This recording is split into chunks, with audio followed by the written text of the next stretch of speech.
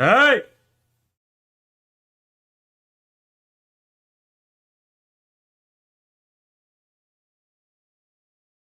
What the fuck is up, everybody? What the fuck is up?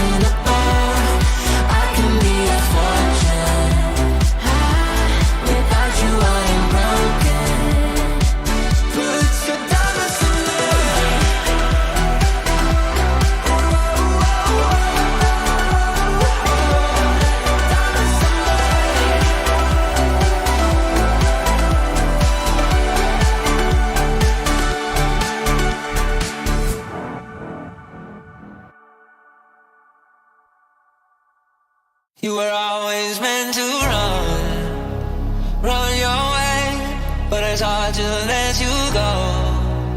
There's more for you to know. Maybe you'll come back, maybe you won't. Maybe you'll call when you're missing us most. You always knew someday you would go our way, deep in our bones. I'll be with you through the day that I die.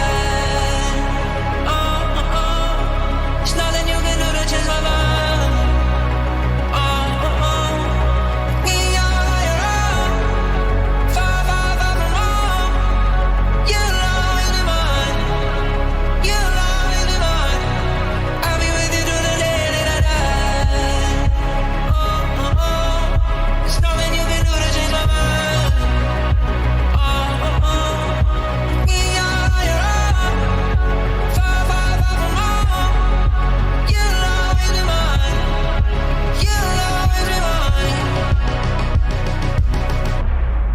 Your heart was always gold, solid gold.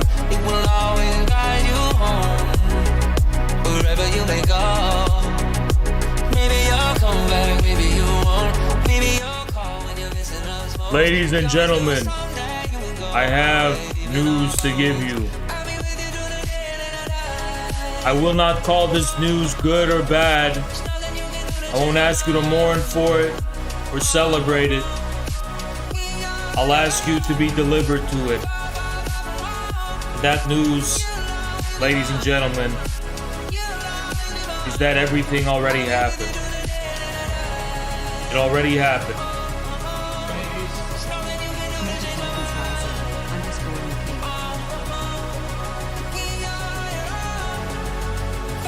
Ladies and gentlemen, whatever battle is to be fought in the future, whatever war is to be won, has already happened. The outcome has already been decided.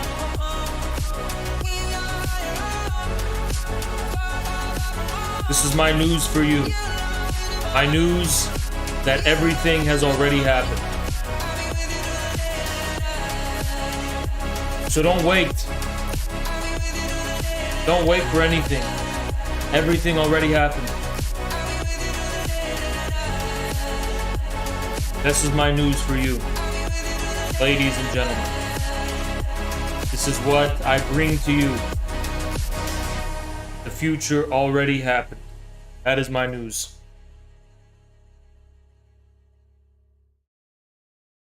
Okay, guys, what's up? First thing you're going to know about today's stream is that it's very, very late. I'm not going to make an excuse for that. I'm just going to say it is what it is. And, you know, I'm trying to have it not be so late, but, you know, it is what it is. A lot of shit is going on. A lot of yikesy things happened on Twitter. Fortunately, some yikesy stuff happened on Twitter. Apparently, people really don't like me. Like, to the point where, you know, they're trying to, like, dox me and shit. Oh, no! Pretty yikesy stuff. Pretty yikesy stuff. What do you guys think? Do you think I made them a little bit mad? You think I made these lefties a little bit mad? Do you think they're a little upset about me? Do you think they've got some anger toward me? How many, you know, you think just a little bit, right? I think I made them a little bit mad, right? I think I made them a little bit angry. But I didn't know that that's something people do on Twitter. I didn't know that you can even do that. I thought, you know, people were just like, oh yeah, at the end of the day, we're not going to take it that far. But apparently they do. And that's interesting. Because, like, apparently, well, I don't know. I mean, I just think it's a little interesting because it's like, can two people play at that game? Does that mean, does that, I don't want to go there, but I don't know, you know, is this, it's a new bar. It's a new precedent. And I kind of welcome the precedent because it's being duly noted by my people. And it's a great precedent, right? So whoever's engaging in that precedent, thank you for normalizing that. Because, you know, when it happens to you by anonymous people, you know, you can't really blame us for being too harsh or taking shit too far. That's the precedent you started, right? But anyway, yeah. Believe it or not, guys, I know a thing or two about a lot of people that they don't know that I know, so I'll just leave it there, right? A lot of things that I know that I don't share publicly. A lot of things that I know. And it's going to be fun. It's going to be fun with this new playground, this new precedent that's been set, right? I think it's going to be fun. What do you guys think? I think it is, right? If you notice this, my lighting looks different. And the reason for that is my ring light is off. I turned my ring light off. The reason I did that is because my eyes are terribly hurting me. And the ring light happens to hurt my eyes. And since I have such a beautiful, nice camera, the quality is still acceptable. Now, is it as good as it would be if I had my ring light on? Probably not, right? But, you know, my eyes are fine. And then if my eyes are fine, then I can stream fine. And then that's that. Ladies and gentlemen, that's that. So I think today I kind of kicked the hornet's nest a little bit too much. You know, you guys noticed that? I have declared war against Chapo Trap House, and I realized that 95% of the people that bother me are Chapoid retards, and they get all of their sense of humor from Chapo. Everything is from Chapo, right? Their whole sense of humor is Chapo Trap House. Everything's Chapo Trap House. Chapo this, Chapo that. That's their whole sense of humor. That's their whole sense of irony. That's their whole aesthetic, right? In every possible sense of the word aesthetic. I mean, these are Chapoids, right? That's who they are. And I realized by targeting Chapo Trap House, I have hacked into the mainframe of where all of the Twitter leftist NPCs have derived their personality. So you guys know that whole thing on Twitter of like people typing in all lowercase and being extremely ironic and sarcastic and kind of just like smugly mocking everything and, you know, doing, and also the kind of like Brooklyn, Italian kind of Catholic memes and shit where they're all like, oh, gritty, ha, oh, I cooked a pizza, ah, ha, ha. And they're like, they kind of got that sense of humor. So it is very widespread. Little do you know, that is actually it's a software. It's called NPC Chapo installation 7.5 is the latest version, I believe.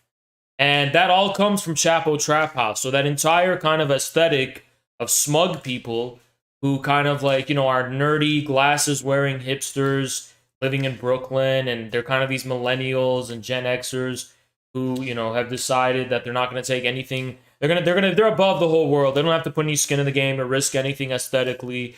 They're above the whole world. You know, meanwhile, we are mecha tankies. So while they've gentrified their neighborhoods, we are mecha tankies. We have mechs that are going to demolish their homes. We're going to demolish their communities, rolling through their communities with mechs, and we're going to launch these people straight into the heart of the sun, the burning sun. So, I mean, we are mecha tankies, and they don't stand a fucking chance, you know, in the midst of us. They don't fucking stand a chance, right? Their whole, like, smug irony type of shit does not stand a chance against motherfuckers who actually believe in shit, right? They don't stand a goddamn chance against motherfuckers who believe in shit. We believe in our shit, right? Like I said, you can't reason. You can't.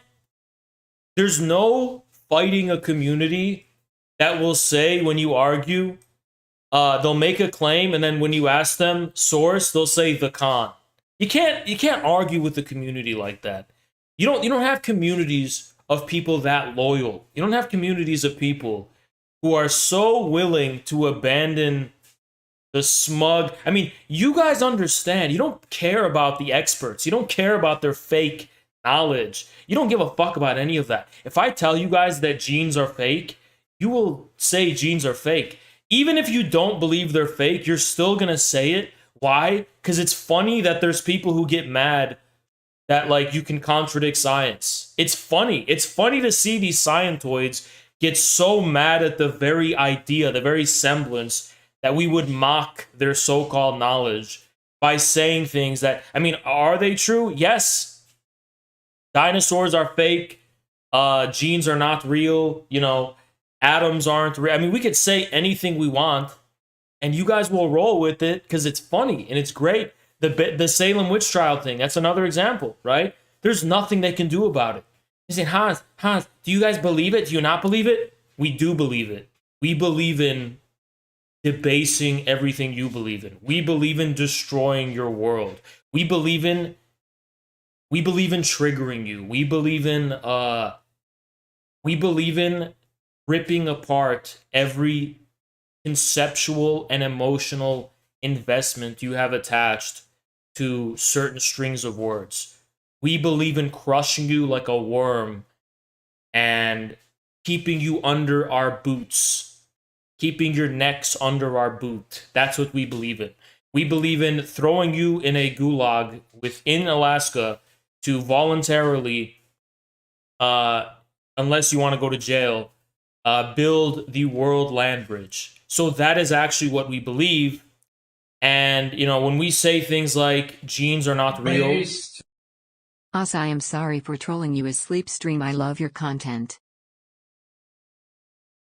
Thank you, I guess. I mean, that was a very bizarre troll.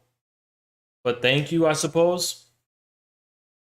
You know, I'll take it. Thank you for the 5. I'll take it. Forgiven. You're forgiven. But, you explain section 238 of Phenomenology of Spirit. Yeah, I don't... How am I supposed to remember section 238? I don't fucking remember what section that is. Is that what you're looking for? Hans doesn't remember section 238! You're right, I don't. I really don't. Okay? You got me. You got me. I really don't remember that section at all. Uh-oh, you got me. Throw Mendeleoids in an Alaskan gulag, hypothetically in a video game. Yeah. Yeah, generally. Like, you know, like, and then, so there's a lot of things our community says where people can't tell if we actually believe in it or not, which is kind of funny because they miss the point, and the point is it doesn't matter. That's literally the whole point. That's what we don't understand. They're like, do you guys actually believe in this stuff, or is it all a joke? The point is that it doesn't fucking matter. That's the point. Nothing will change, okay? And if anything, it'll make you think more critically and more deeply about a lot of the things that you believe, but that you take for granted. One of the things I like about flat earthers is they force people to actually think more deeply about things like, hey, how do I know the earth is round, right? It forces people to think more deeply about that, because a lot of the times people don't really know, like, how did the Renaissance astronomers come to that conclusion? Like, it'll send you down a rabbit hole, and it'll make you, you know, we generally want people to have an attitude toward knowledge of anything can be true. Anything can be true. Nothing can be taken for granted. Literally anything can be true. Nothing is at face value inherently impossible or absurd. You have to actually think critically about literally everything, okay? So, yeah, I mean, even if we're wrong about some of the shit we say, like, at least you'll have to think deeper about it than you did before, right? So I just hate NPCs who take shit for granted. And not only do they take shit for granted, but they manage to somehow muster this pretentiousness and arrogance about it, Good morning, which is like Revolution. so completely unjustified. Thank you so much, Banana. Good morning, Revolution. Good morning, Revolution. Right?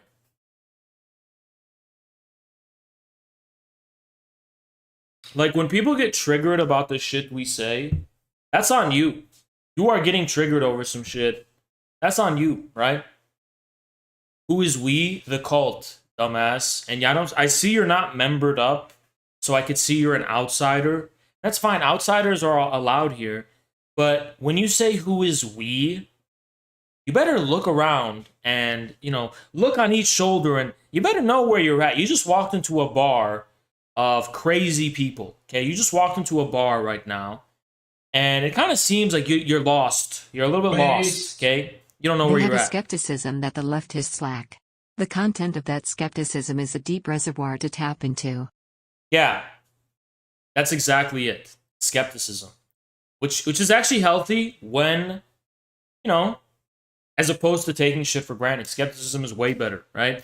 Because I'm trying to detach people's dependence and reliance on institutions to mediate their relationship to the world. That's my whole MO, right? I want to destroy people's attachment to institutions, whether through knowledge or anything else, right? Why do you think I fucking double down on shit like the when I went on Kiana's show and everyone started trying to roast me for that shit, and I doubled down for months, right? Because I can, bitch. Because I don't know, I feel like you live in this world where you think like you can just take things, like, I feel like you live in this world where like people have to say the right things, or else the sun is not going to rise in the morning tomorrow. And I want to prove to you that's not true, right? I really relish in the agony of triggering people who get upset when people supposedly have incorrect beliefs. Because if a belief is truly incorrect, why would you get mad, right? Who gives a fuck, right? That should be the natural. That was the response I was waiting for. The response I've always been waiting for while trolling is who gives a fuck. Because I feel like that's at least the most correct hostile response. Like, okay, who gives a fuck? But people who, like, lose their minds over it to the point of becoming obsessive stalkers who've got to dox me and shit. Oh my god! Sad. I think I've upset a lot of people for a lot. I mean, I've called a lot of people ugly. The two things I've done. Look at this dumb fuck Andrew. Jackson got demonetized and Haas still has super chats. Fed confirmed. Yeah, it's not like there's like 100,000 subscribers separating us, you dumb fuck. What a dumb fucking thing to say. I love how, you know what, this is what people said on Twitch. You know these fucking fake fucks? They're like, if you know what, that's what fucking Amy Therese said. I'm never forgiving Amy Therese, by the way. Fuck her. I'm never forgiving her. She is such a fraud. She's a total fucking fraud. She would tell me shit like, oh, Hans, if you were real, you wouldn't be on Jeff Bezos' Amazon platform. She has such a brain-dead understanding of... First of all, she doesn't even know what the internal ruling class factional disputes are. She doesn't even know that, like, George Soros is at war with Bezos. She didn't even know that, by the way. But, yeah, she doesn't even know, like, these, like, nuances of, like, the actual disputes within the ruling class. But she would always say some shit like, if you were a threat to the establishment, you would just get banned.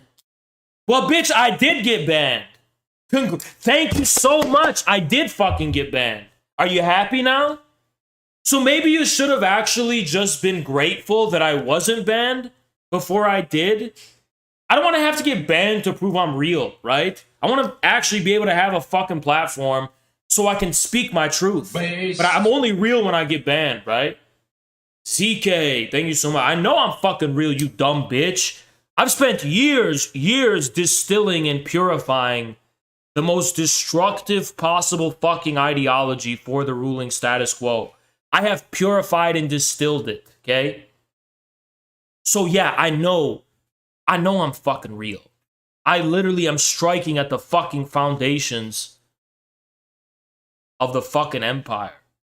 I know exactly what I'm doing. I'm worse than Dugan, okay? I'm much worse than him. Why is this fucking part of my beard sticking out? That is fucking annoying. What is that? What is going on? Why is that?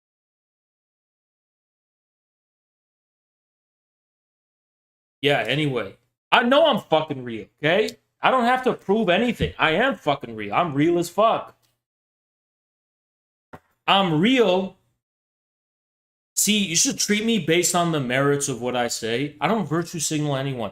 Treat me based on my social standing. You know, in the social groups. There's no fucking faction of the left that accepts me, right? I was attacked from the get-go. That's not real, you dumbass. I have to get banned and get demonetized and literally be a bum on the street to be real, right? I have to literally be a homeless man before I could ever be real. That's how a lot of these dumb fucks think. By the way,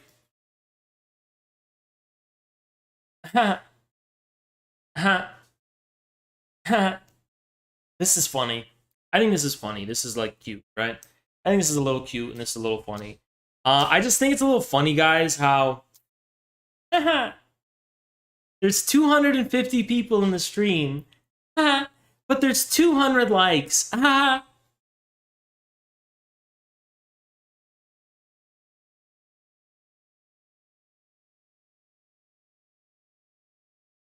the fucking stream and wake up!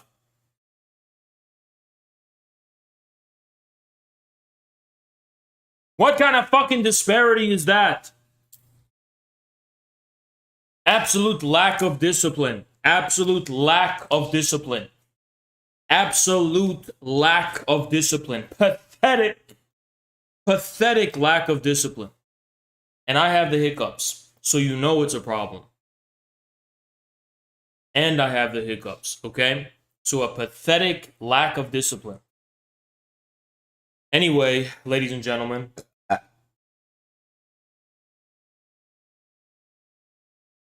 Haas won't debate Eric Stryker. I will debate anyone, motherfucker. Whoever doesn't like the stream gets permabanned. Haze with emoji. I will literally debate anyone, alright? I will debate anyone right now. All you have to do is get in VC and I will debate you, okay? I will debate literally fucking anyone. So this will... How's won't debate this guy? Who have I not debated? Who have I refused to debate? Is there one person I've refused to debate? One person? I will literally debate anyone. Anyone. That's how confident I am in my positions. I will debate anyone. Period.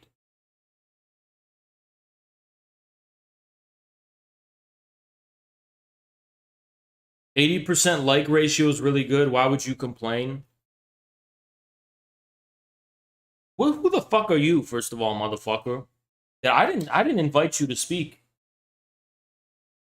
Debate Giannis. I have to start waking up earlier to do that because he wants to do it in the AM. So as soon as I start waking up earlier, as in the AMs, I will be able to debate Mr. Varoufakis. I will be able to do that as soon as I start the AMs, okay?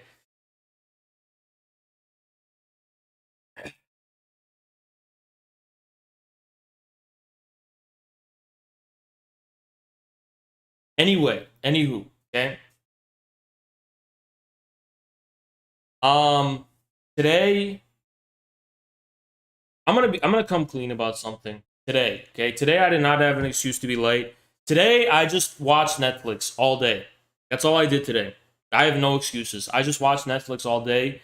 And if you want to know what the show I've been watching is, it's a little show that I've been watching and it's called Vincenzo. And I really, really like that show. It's a K-drama. It's a Korean drama called Vincenzo.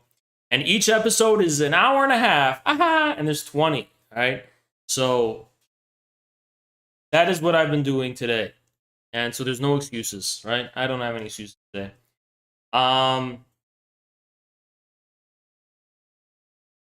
Every summer I just binge watch one K-drama. Like last summer I did Sisyphus. And this year I'm doing Vincenzo. It's a very good show. It's a very good show. I really like it. I really like that show. Okay? So that's what I've been doing today. Additionally,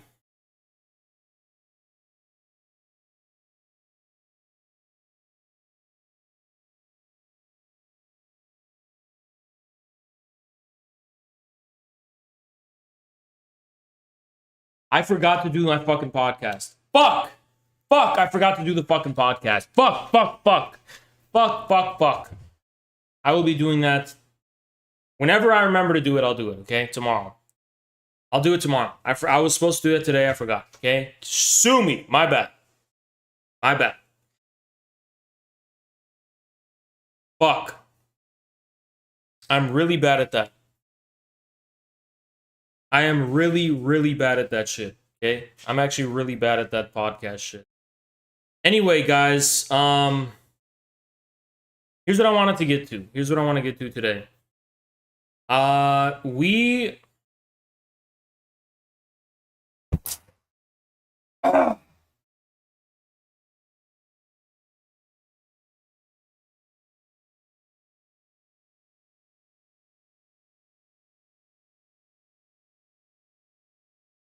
I've noticed there's been some buzz, and usually I don't want to address shit like this, because why would I? But I feel like I want to open up this Pandora's box, because this is one of those things where, you know, just saying the word "we already live in socialism," whatever, there's certain trigger phases that just manage to discredit you immediately in the eyes of all other leftists, right? So without naming names, you know, people who kind of try to take digs at us, supposedly within the community about the socialism thing, people who are like not otherwise hostile to me, you know, they're kind of just riding off of that fucking pathological knee-jerk response where basically like just saying it, you don't even have to think about it, will make you discredit it. And I want to open up the question. I want to actually like introduce this basic question. Is that principled behavior, and is that justifiable?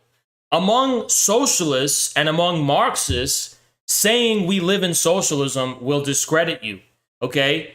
Is that justifiable? Because if you tell that to an ordinary person, if you tell that to a regular person, regardless of their politics, just like someone who doesn't, like a normie who's not invested into politics, right?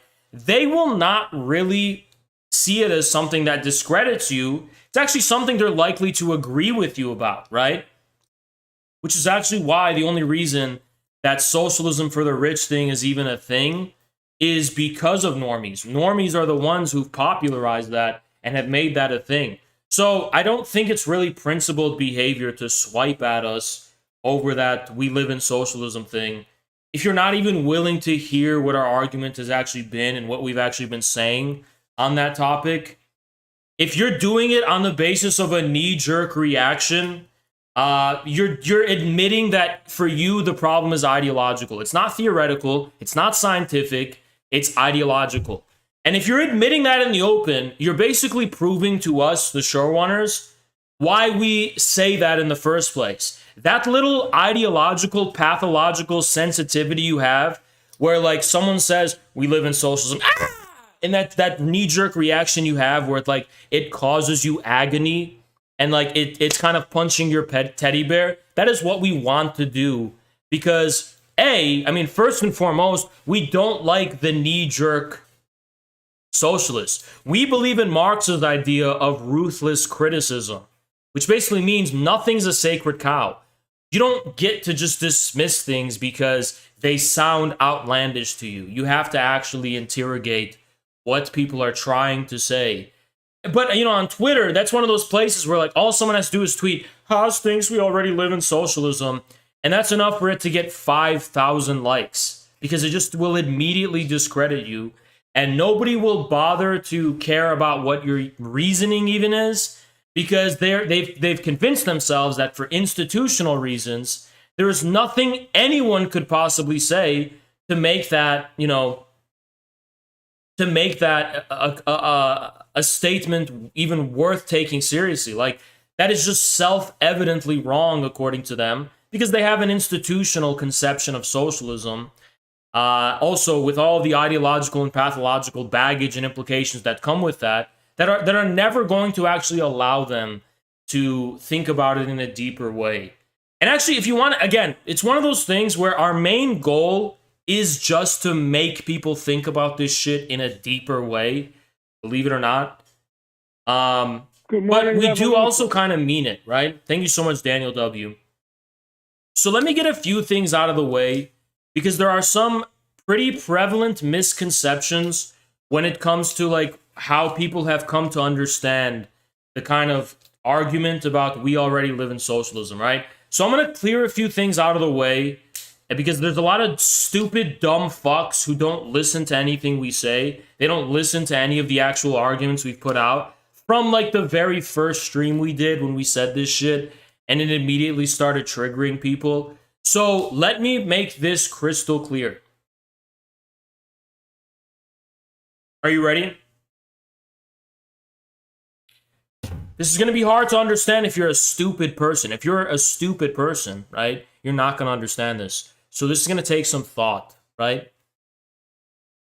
The very phrase, we live in socialism, is not a description. Is not a description.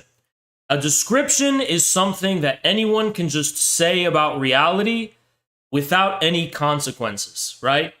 So when we say the word, when we say the phrase, we already live in socialism, the first thing that comes to mind for people is this idea that this is established knowledge.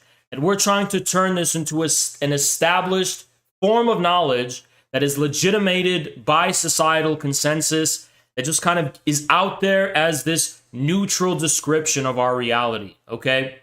And that is the first mistake people make on a deeply unconscious and psychological level when it comes to how they respond to the statement, we already live in socialism, okay? So to make this crystal clear, we already live in socialism is a form of proletarian consciousness, according to us. We consider this a form of class consciousness, which means you do not just state this as a neutral description of reality.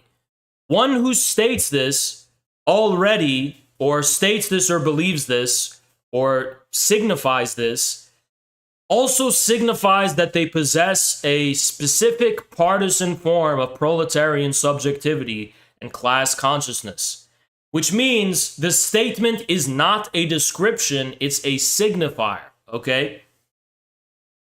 We're not saying that this knowledge exists somewhere else.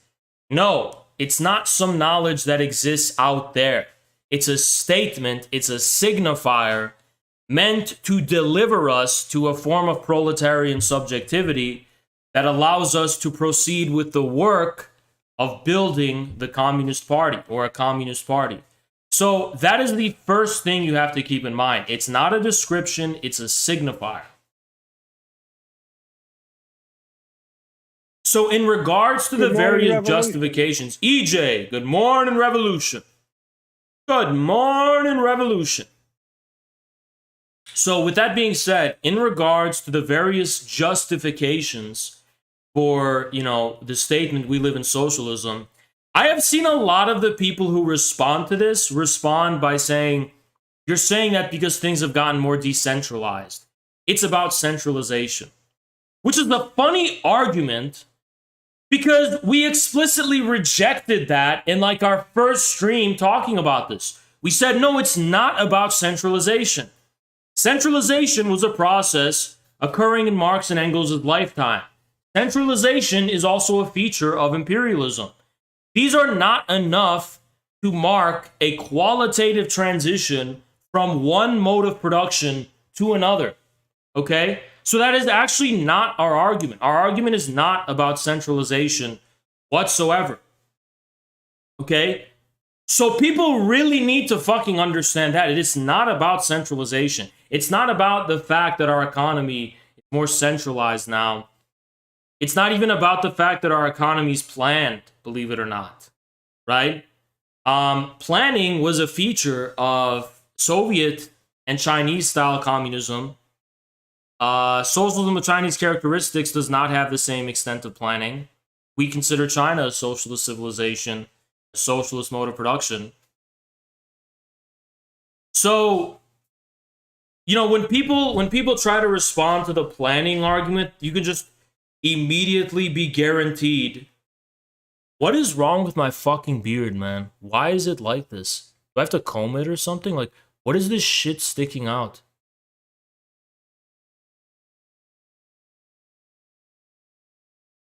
It's right here.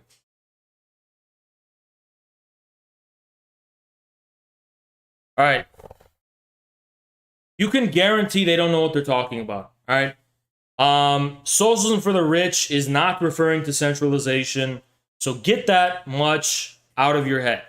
When we are talking about we already live in socialism, we are talking about a mode of production.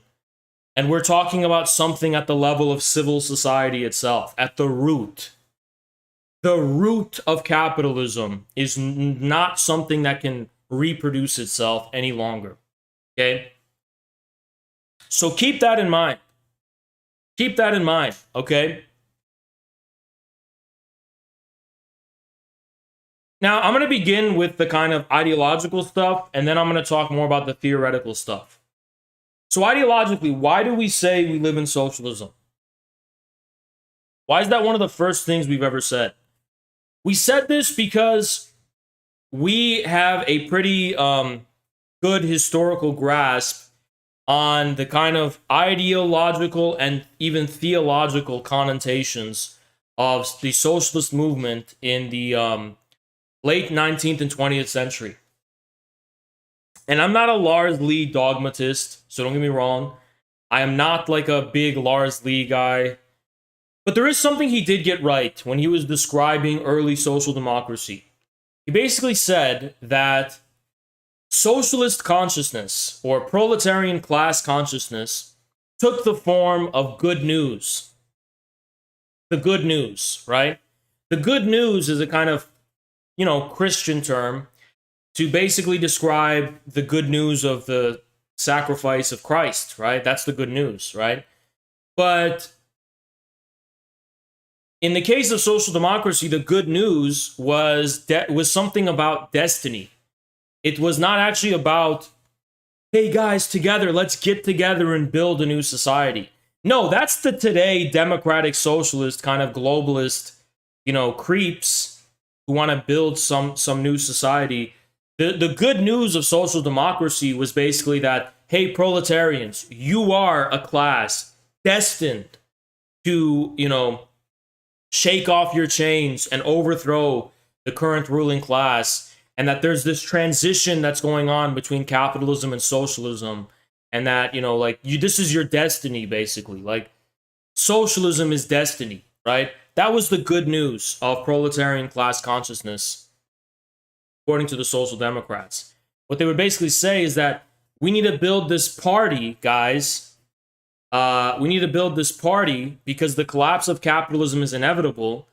And since you are a revolutionary class, the revolutionary class that is destined to change history, we have to respond to the calling of that good news through our social democratic party, whatever, right? So that's kind of how they reconcile this issue of fate and, the necessity of political will to actually, respond to it, right? Which is a pretty old theological question, believe it or not. It's actually like a pretty ancient theological issue. So that was the context of earlier forms of socialism. It was good news. Despite that fact, okay, so, give me a fucking second.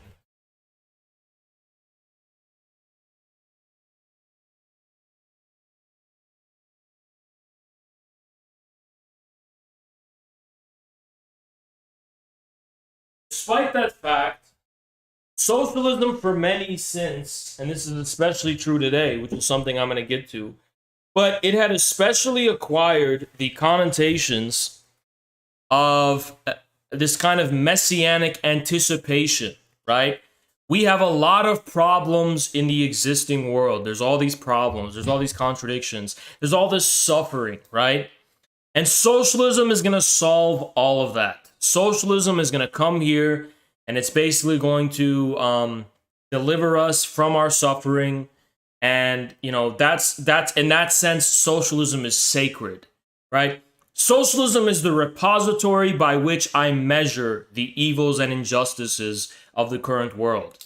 The only reason I can condemn the current world as unjust in the first place is because I have this vision of this socialist society that's going to come. And because of that, I can condemn the world as unjust or at least immoral, right? Because it's being held to the standard of this alternative that is coming, or at least can be built or can be created, right? So you can imagine why people get so upset when I say something like, we already live in socialism, because it takes away the very standard with which they measure the injustices of the current society and the present society, right? But little do they know that that effect is actually intentional. That's actually my intention. I'm actually trying to not only oppose your idea of, when socialism is coming, I'm also rejecting your entire aesthetic that you have the right to condemn the current world as unjust because you have some better world that you've imagined in your head to compare to it. That world that you have in your head is fake and not real, okay? You have no right to morally condemn anything when the standard you're using is this abstractly contrived fantasy of your imagination, right? Most of all, what I'm trying to do is to get people to stop clinging to a fantasy to be the repository with which they measure the current injustices of the world, and moreover to measure what it would mean to accomplish moral or ethical activity.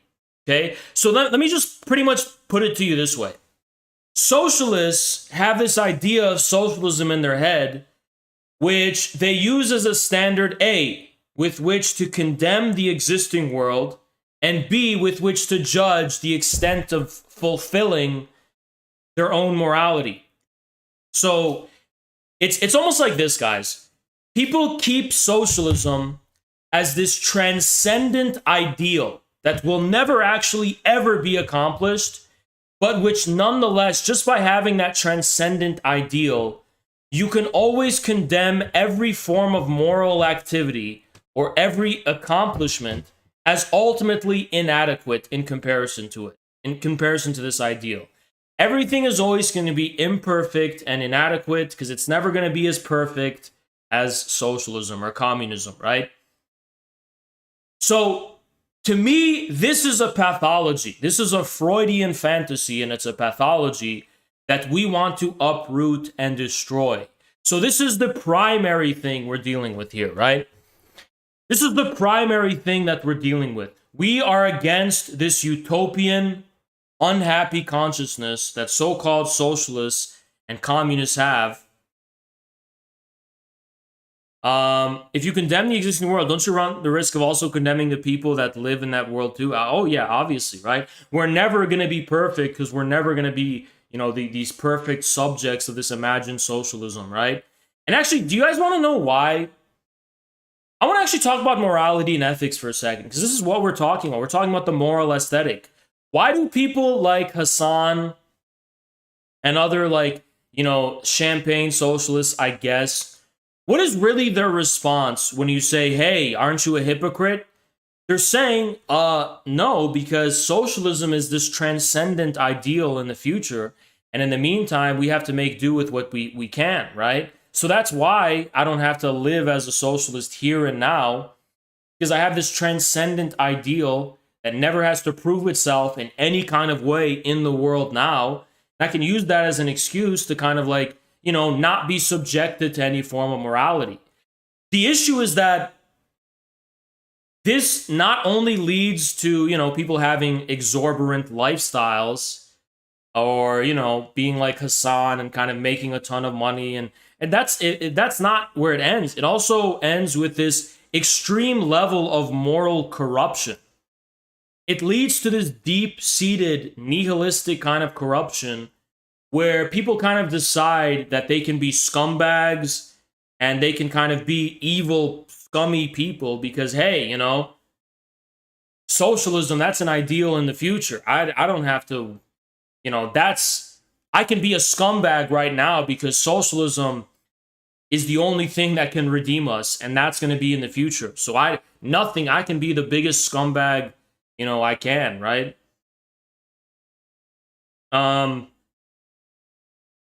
It's an aesthetic problem. Aesthetic doesn't just mean cosmetic for all the retards watching, the dumb fucks who don't understand anything.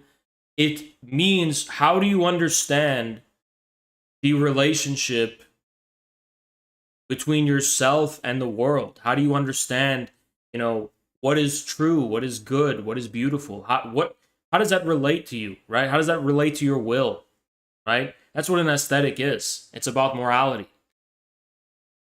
So I think that's a crisis. I think that goes so far in terms of socialistic or communistic circles to be labeled as a crisis. I think that is a fundamental moral and ethical crisis, if you want to call it that.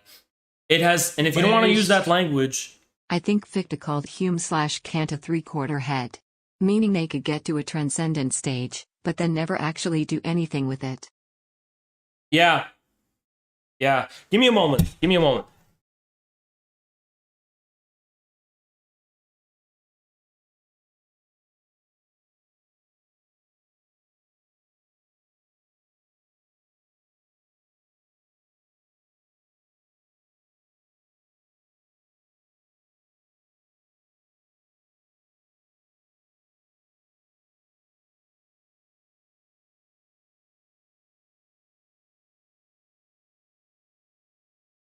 Yeah, so anyway,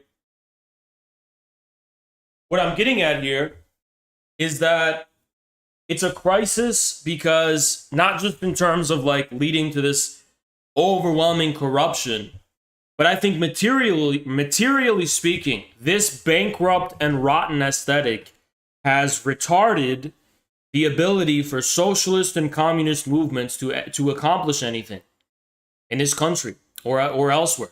It has led material. It's an aesthetic of failure, basically, because insofar as you possess a transcendent ideal of socialism in your head, insofar as you possess this, you can kind of make an excuse and say,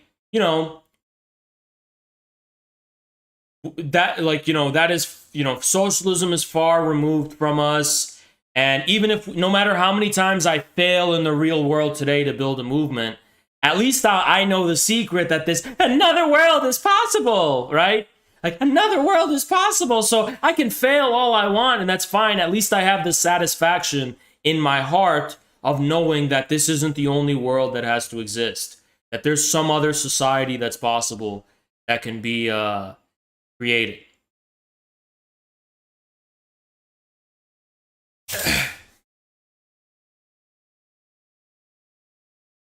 So that's what we're dealing with here. That's exactly what we're dealing with here. We're dealing with an overall aesthetic of failure, which the phrase, "we live in socialism," also serves a dual purpose, incidentally at least, in order to respond to. However,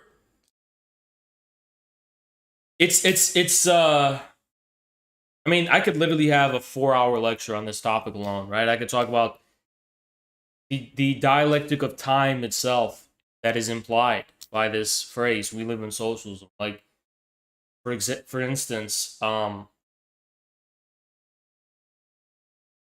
strange irony of how a new mode of production discloses itself to us in a way that appears paradoxical from the commonsensical standpoint of, the linear experience of time. It seems paradoxical because, again, I've told you before, past, present, and future, that's how we experience time, right? Especially under modernity. But paradoxically, at least on a historical level, which is outside of our personal experience, right, our individual experiential level, there is this strange way in which the future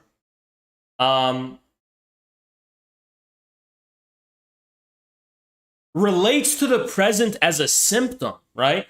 The future is this kind of deadlock. It's kind of this problem which the past is trying to get over, and it's trying to struggle with, and it's trying to resolve. But it's just this fundamental deadlock that the future actually somehow imparts upon its own past, right? I've talked about this before. I don't want to confuse your guys' heads too much. So, once you can understand these kinds of things, I think trying to look at our world in that way, in terms of a mystery of symptoms and forms of fantastical copium, which are used to prevent any kind of fundamental encounter with the symptom. So you basically have these symptoms, and then you have what Lacan or Freud will call fundamental fantasies that form in reaction to these symptoms. And my basic idea is that contemporary socialism is not the scientific socialism of Marx, Engels, Lenin. It is a fundamental fantasy meant to cope with the fact that somehow we already live in socialism. And that turning socialism into a transcendent ideal stems from an inability to confront the fact that the actuality of socialism does not correspond to any transcendent ideal whatsoever. The actuality of socialism has contradictions. You want to put this in another way, it's almost like we're asserting the Maoist position on socialism. It's almost like Mao's thesis and Mao's insight that there are somehow class contradictions under socialism is this traumatic impossibility for our current world, let's say, to accept. So to cope with the traumatic impossibility of accepting the fact that we have already entered into a socialist mode of production and that this has not actually gotten rid of the social antagonism, they have elected to transform socialism into an impossible, transcendent ideal that can never actually acquire any actuality in any kind of way.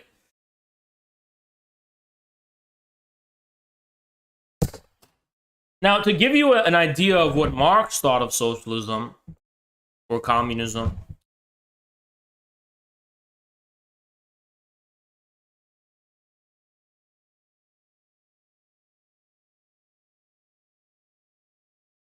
all right, so this is just Marx directly, straight out of the horse's mouth, in case you think there needs to be a debate on this whatsoever. Marx says, in the main, we have so far considered only one aspect of human activity, the reshaping of nature. Communism is not for us a state of affairs which is to be established, an ideal to which reality will have to adjust itself. We call communism the real movement which sublates, this abolish is not a good word at all, the present state of things. The conditions of this movement result from premises now in existence, okay? So if you want any like textual reference for the inspiration behind the thesis that we already live in socialism, it's basically an elaboration based on the passage of actual historical time since this was written, which was written, over 150 years ago. The premises now in existence. The conditions of the movement result from premises now in existence. So the premises are now in existence of what you would call socialism. It's an elaboration of that. It's an elaboration of this. Now, at Marx's time, these premises were merely the premises of the existing movement, right? That movement having an economic and political and cultural, whatever reality.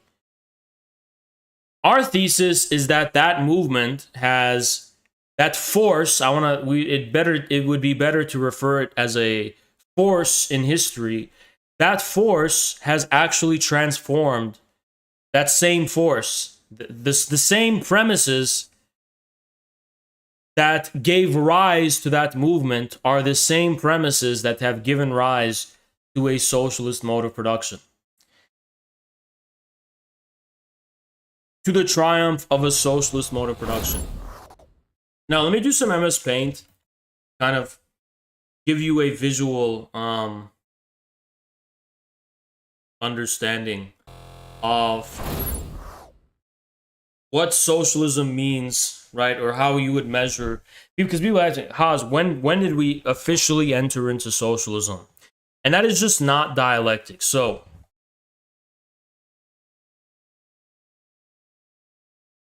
the dialectics of transition from capitalism to social. One mode of production to another. Okay? So this is what we're going to call this.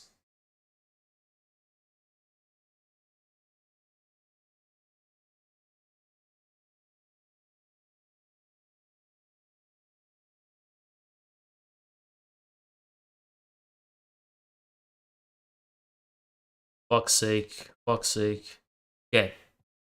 All right. So many of you kind of view history this way, right? You have this very wrong, misunderstood view. So this is history, right? And you're asking me, this is history, and you're saying this. What is the exact point? What is the exact point that one mode of production changes into another, right? This is what you would basically be asking.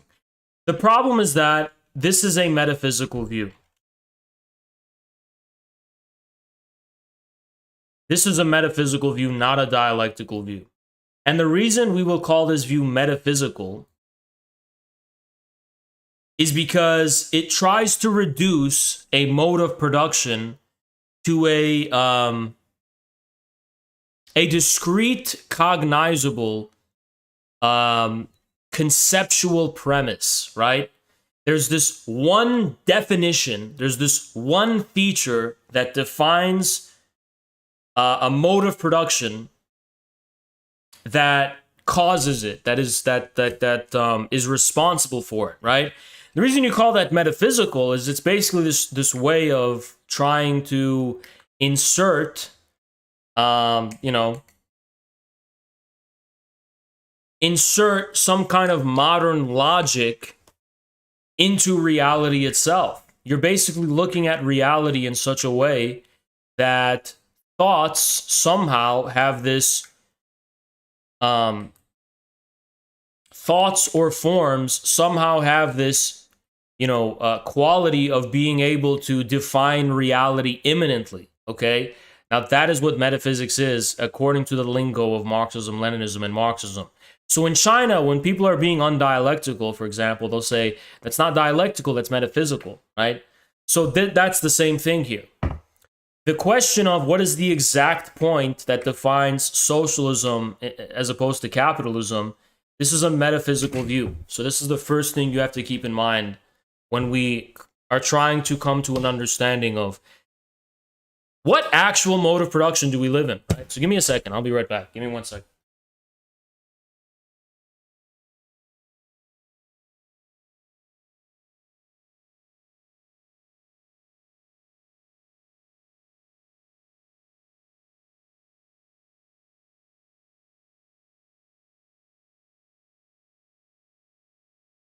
So now that you understand this view is metaphysical, let's actually go about to try and construct a dialectical understanding of how a mode of production transitions into another one.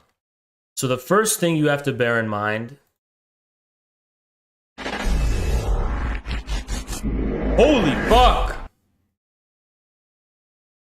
Chancellor! Shout out Chancellor. Thank you so much, brother. Appreciate you, man.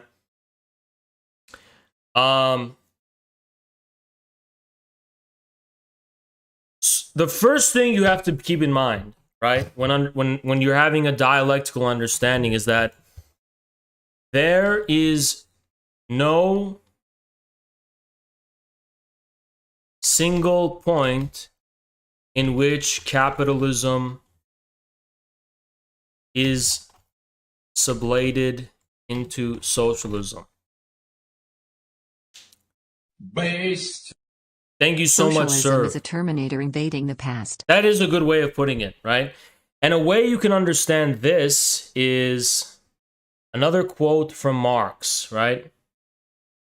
So Marx puts it like this. Fuck.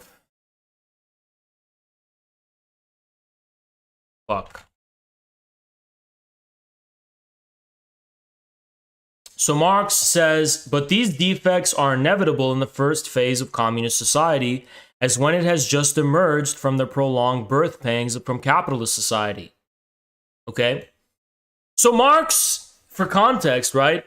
Marx was responding to the Gotha program, which was the early kind of social democratic proto-forerunner to the social democratic minimal and I think maximal program. It was a combination of both, actually. The distinction had not actually been clearly made at the time.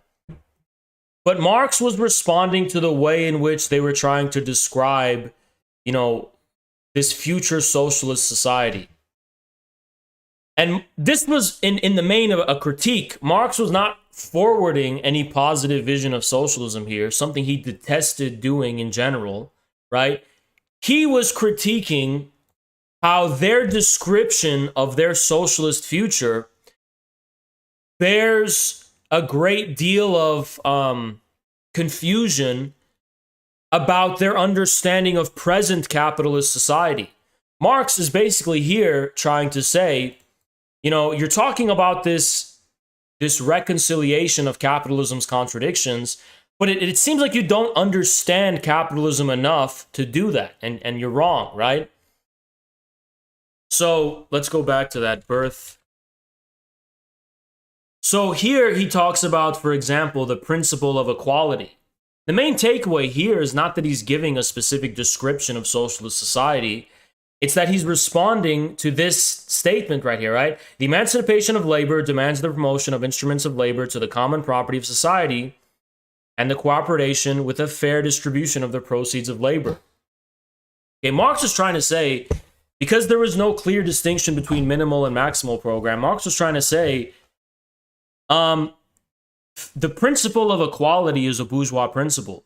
You are seeing in this the kind of the cure to capitalism's contradictions, but little do you know that this aspect of fair distribution for the proceeds of labor is a feature of capitalism itself.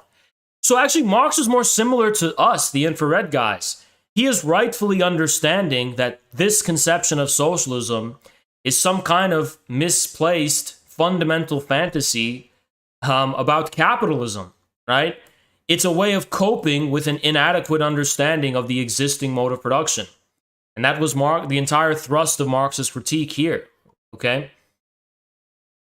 So there is no single point in which capitalism is sublated into socialism.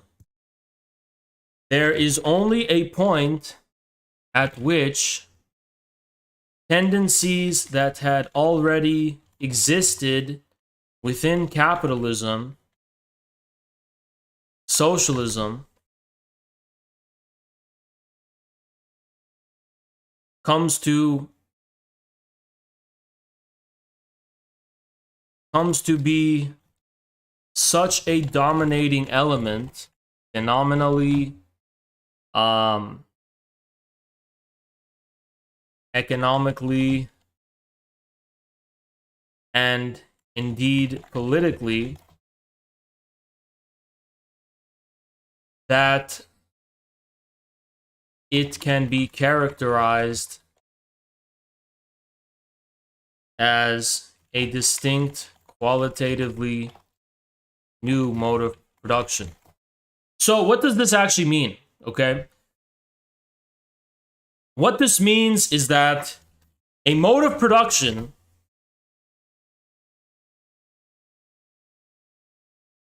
does not come from nowhere.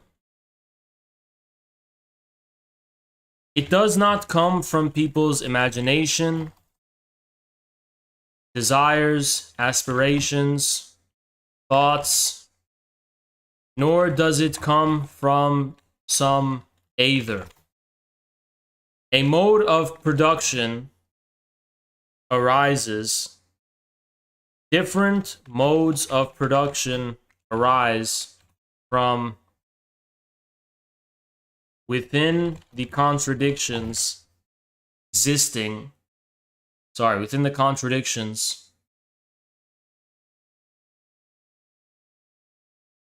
of old ones. They are tendencies and elements that had always existed, but whose fundamental consequences were never realized to such an extent that they come to dominate the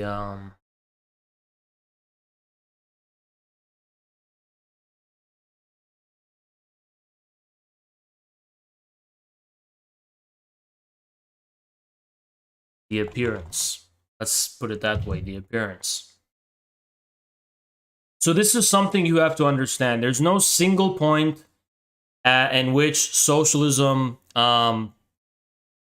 arises from capitalism. Even Marx and Engels will talk about this in the form of, the law of aggregation. And Marx, what did Marx say? What did Engels say?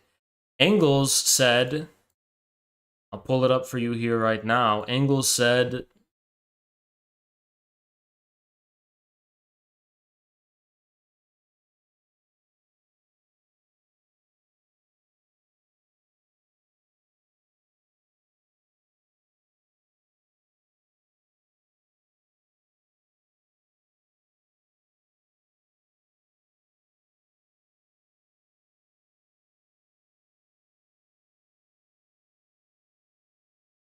Okay, here we go.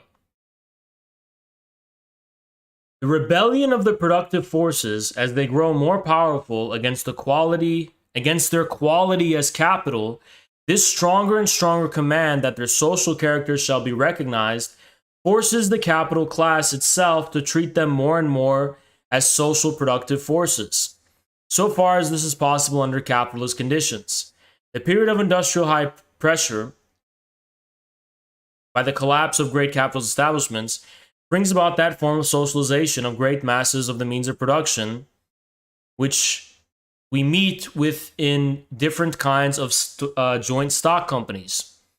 Many of these means of production and of distribution are from the outset so colossal that, like railways, they exclude all forms of capitalist expression. In the trusts, the freedom of competition changes into its very opposite, into monopoly. And the production without any definite plan capitulates to the production upon a definite plan of the invading socialist society. So Engels understood it in the same way we do, right? That whole thing about the future invading the past, the future having already realized itself, and which is the symptom of the present. That is also how Marx, because it's just dialectics. It's not like a secret, it's just dialectics, basic dialectics, right?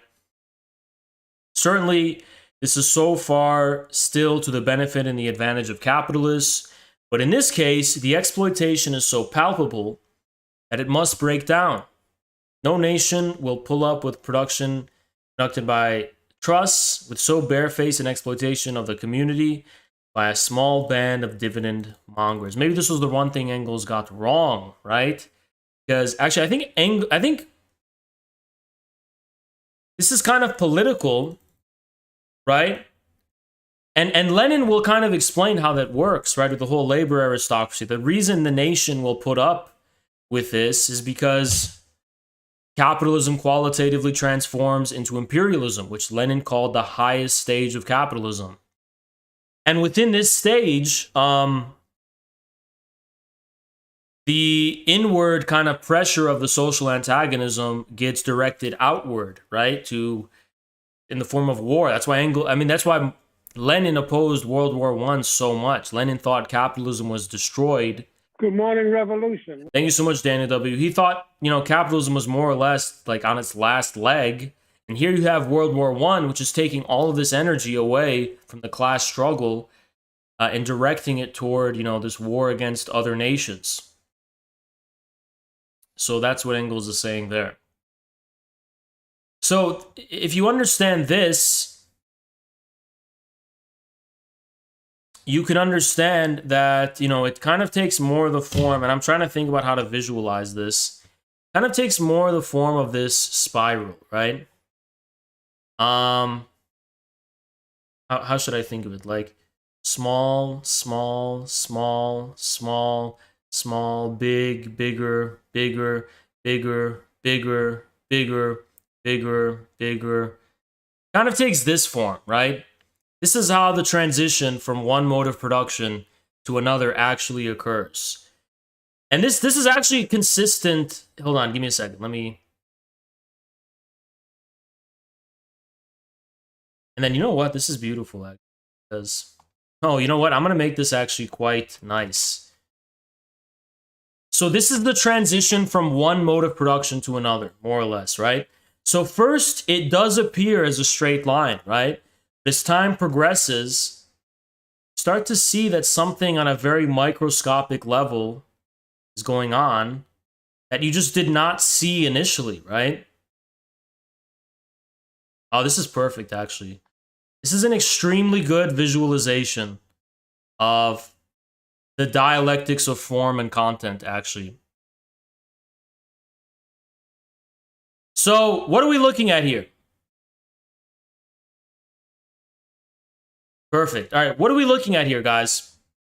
So, hey, pay attention. Pay attention, dumb fucks. Pay attention. I know you guys are dozing off or whatever. Pay fucking attention here, okay?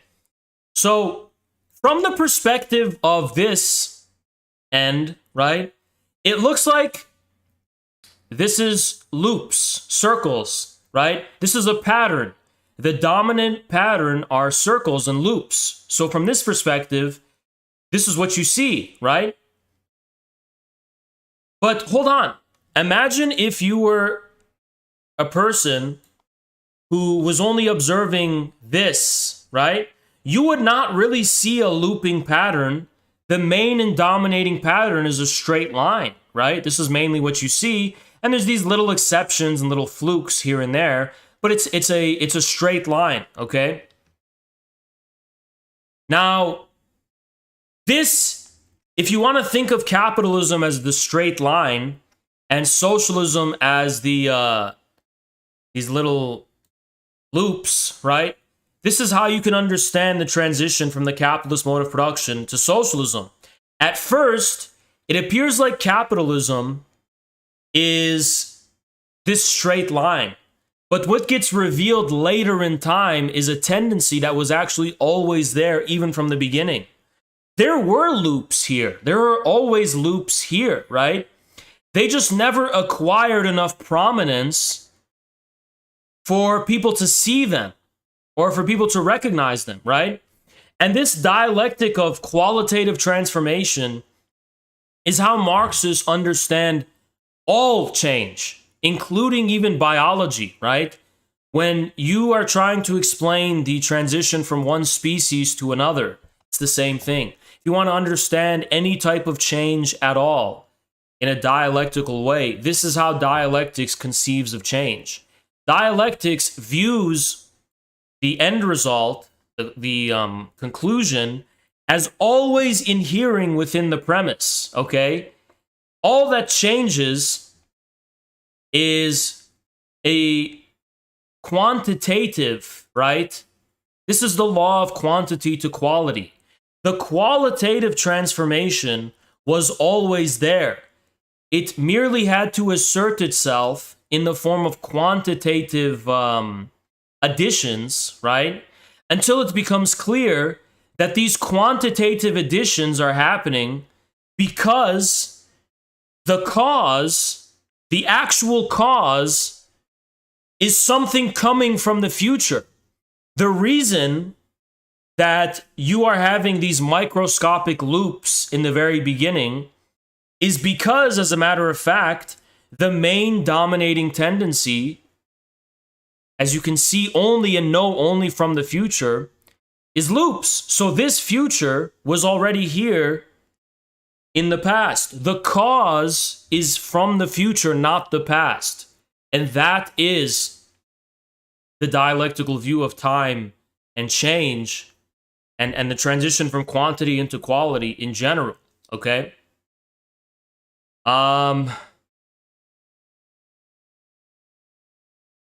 So that is how you understand that. That's the best kind of visualization I could give to you before explaining more.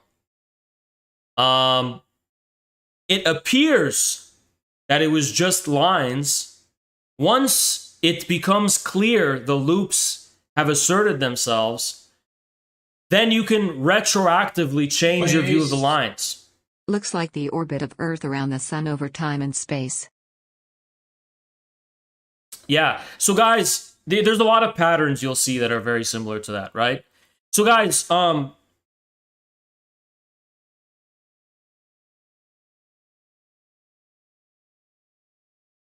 what the fuck was I saying? What was I just about to say? Fuck, what was I just about to say?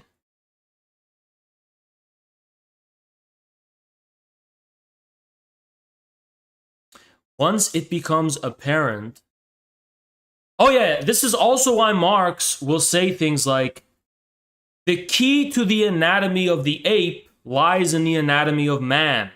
Why? Because for Marx, man allows us to understand the kind of teleology of the ape's anatomy. This is what the ape's anatomy becomes. So it gives you a better understanding of the original thing itself. Now, additionally, there's more examples of this, actually. There's that expression, and I don't think it comes from Marx, but it sums it up more or less. It's this idea that human beings exist to give speech to nature's pain. So there's always been this suffering and agony and pain within nature. And nature decided to produce human beings so that it could speak its pain. That's poetry. It's not literal, it's poetry. But it explains the dialectical logic. You see? Does that make sense? It explains the dialectical logic.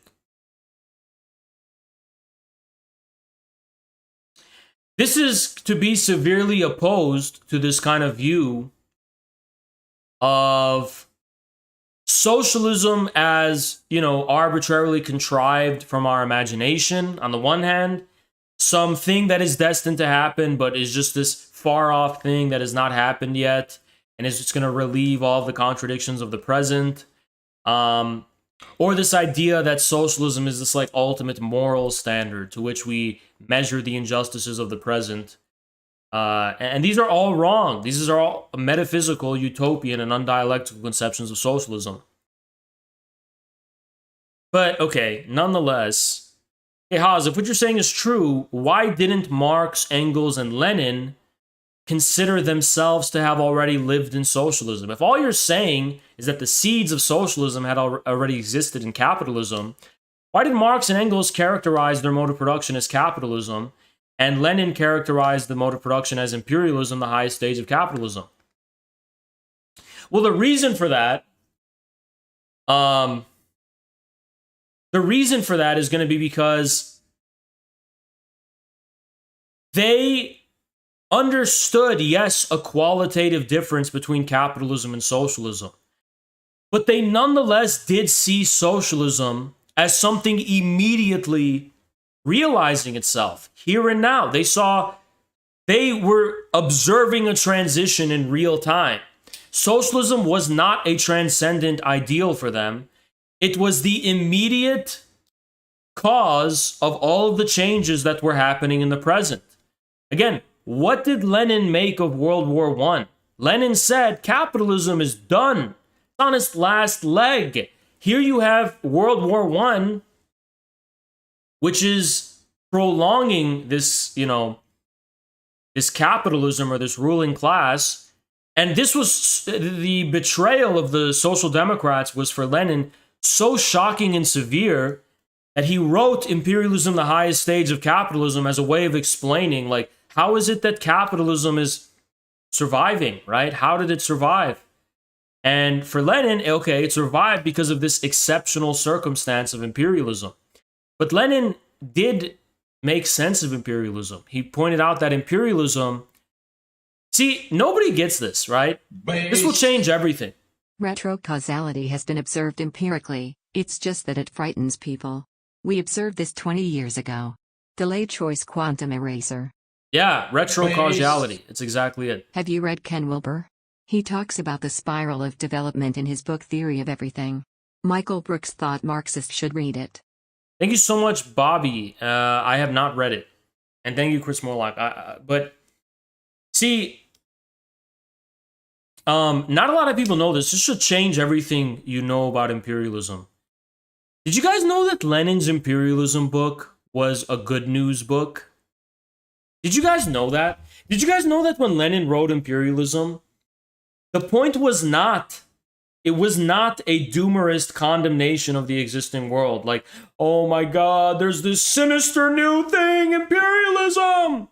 You know what it was for Lenin? It was, guys, look, capitalism is collapsing. It's in a stage of transition. Socialism is on the horizon. The Social Democrats are wrong.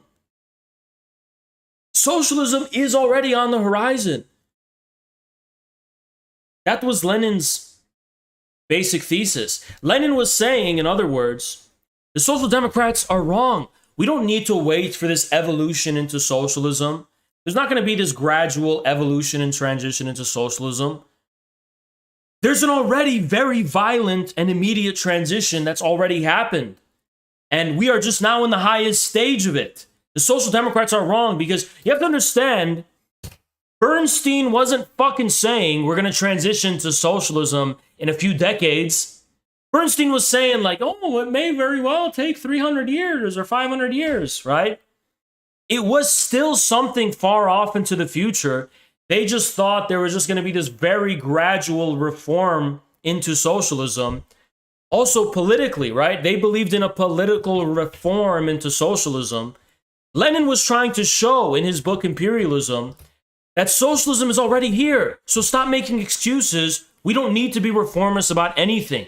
The superstructure for Lenin is increasingly turning itself into the open dictatorship of the capitalist class, and now the all-out decisive class struggle is here. Now we have to smash the bourgeois state because the actual material prerequisites to the proletarian dictatorship are already here. We're already in a stage of transition, so all we have to do now is overthrow the existing superstructure.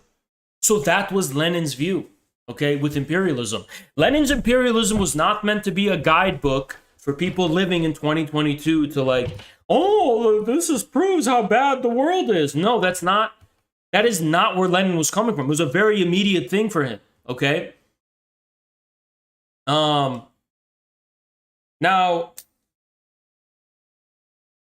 I think most people understand socialism in a politically voluntaristic way.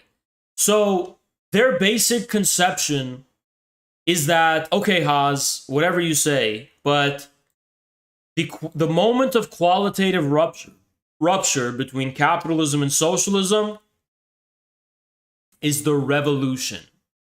And the revolution is another one of those words that that basically just describe an eschatology of the Messiah coming into the future.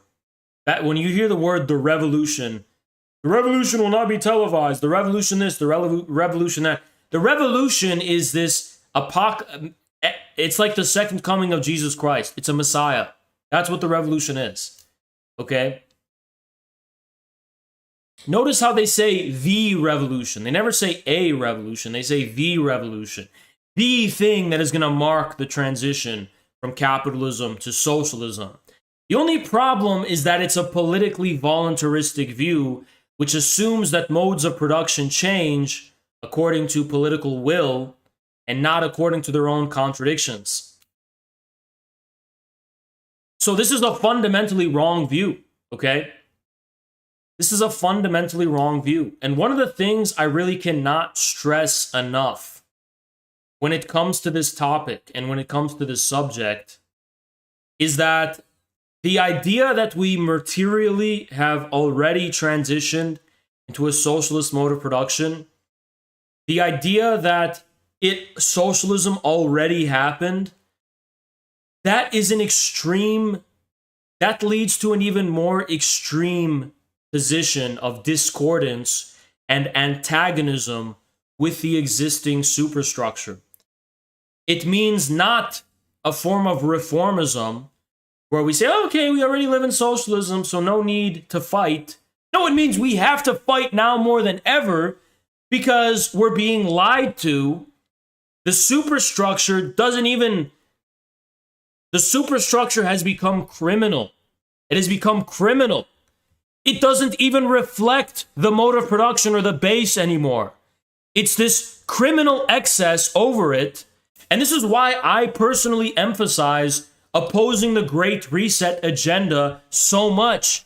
Because the truth is, guys, the Great Reset already happened. The transition to a different mode of production already happened. So these World Economic Forum elites, in response to that, are trying to envision this, like, this utopic future through this Great Reset, because the material prerequisites to their rule have been destroyed already. So they're trying to project this vision of the future to realize it. And that is to me the red line that demarcates the moment in which utopianism and a utopian conception of socialism as this repository with which we imagine the resolution of all contradictions and antagonisms isn't just misguided anymore. It is definitively reactionary. This notion of socialism as this future society that alleviates the suffering and problems of the present has definitively become a reactionary conception. It is a conception which is no different than the Great Reset of the Davos Agenda, or all of these utopian plans our elites have to prolong their existence. All of these dumb fucks like Slavoj Žižek and all these like European intellectuals who told you about, we need to think of a different future. We need to imagine another world. We don't need to imagine another world or another future. Everything is already here. The people who need to imagine another world and another future are the people in power. I mean, no wonder Zizek has become such a reactionary fuck on being fully on board with that green agenda and shit. Because, I mean, this is so true, isn't it? We don't need to be utopians anymore, at least. Maybe workers were misguided, you know, in the 19th century to be utopians, but we don't need that anymore. We don't need to envision a different future. The future is already different, right? I mean, the destiny of the existing society is already one of socialism at the very least, right? All that needs to be set straight is the superstructure.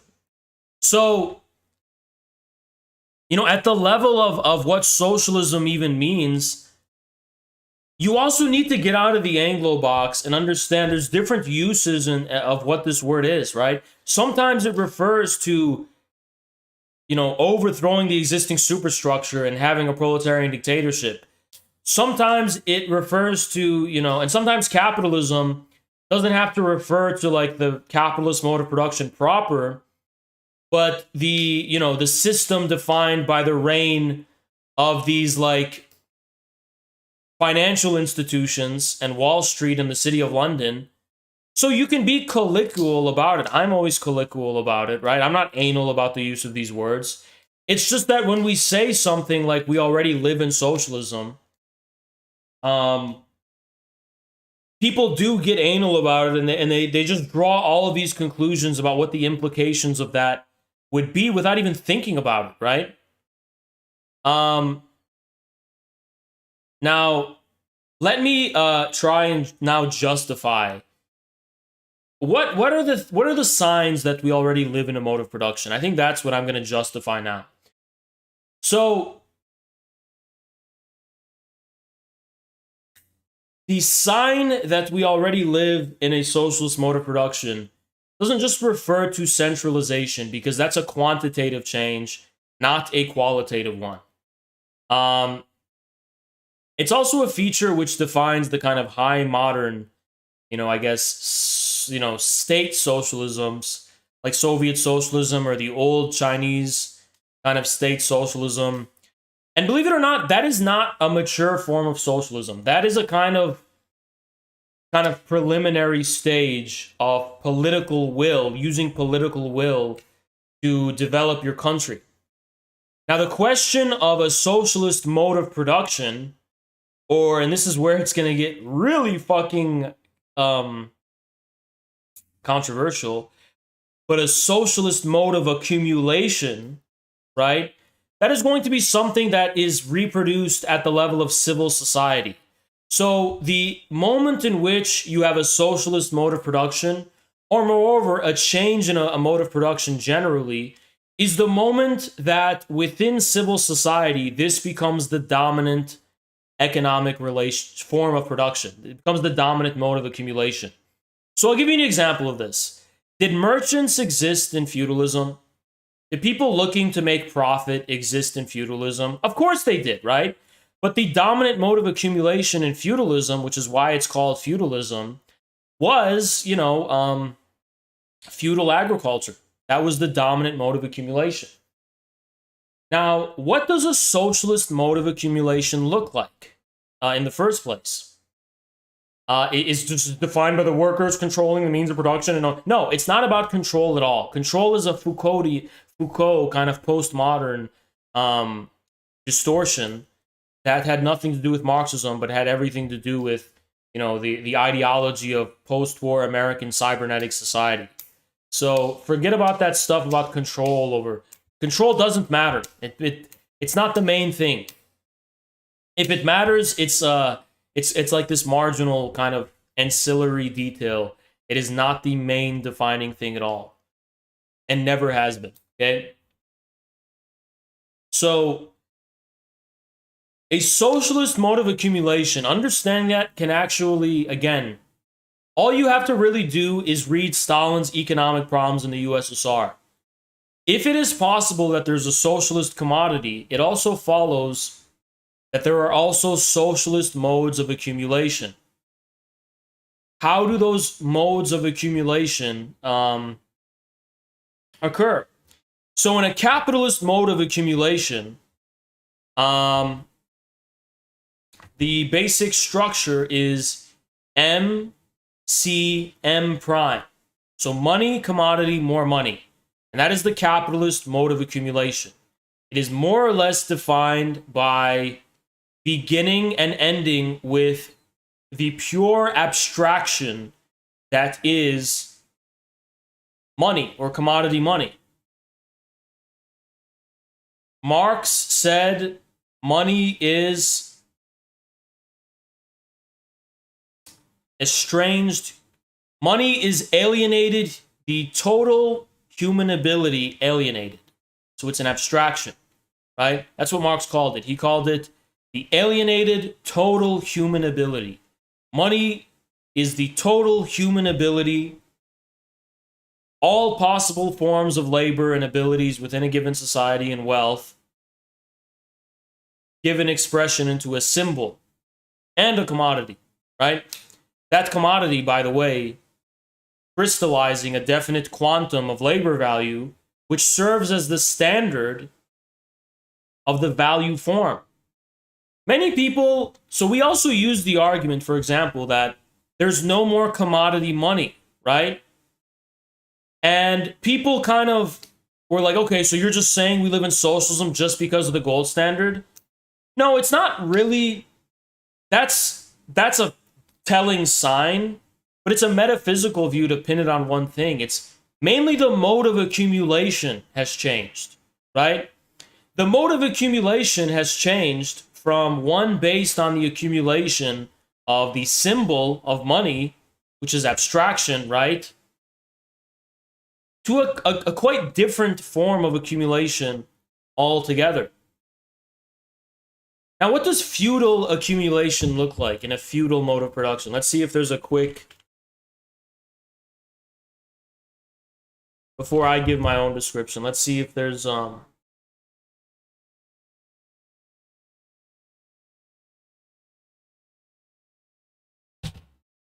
Okay, this is cool. See if we can get a quick sum up.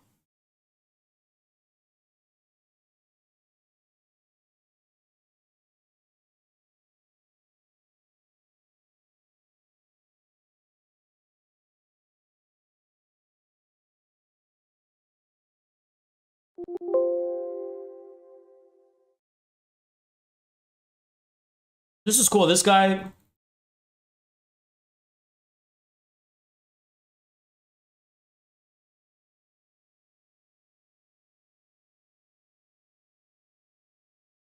I should actually I should add a actually okay, I got it. Sorry. Accumulation. First of all, let's define what a mode of accumulation is, okay? So a mode of accumulation is not, this is why I was a little confused. I have to refresh my shit sometimes, right? It's not actually about the accumulation, how goods are accumulated. It's about how surpluses are accumulated. Okay, so the mode of production and the mode of accumulation is all about surpluses. Okay? Sorry, a mode of production is the mode of how things are produced. But the form of accumulation is how surpluses are A, appropriated, B, distributed, and then C, accumulated quantitatively, right? How are the surpluses acquired? And what are... So that's a mode of accumulation. And it's the form of accumulation that is going to define the mode of production. because production is going to be organized based on a specific form of the appropriation and distribution of surpluses, okay?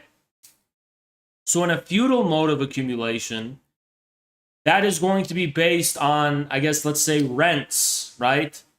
The surpluses of the peasant production are appropriated by the landowner,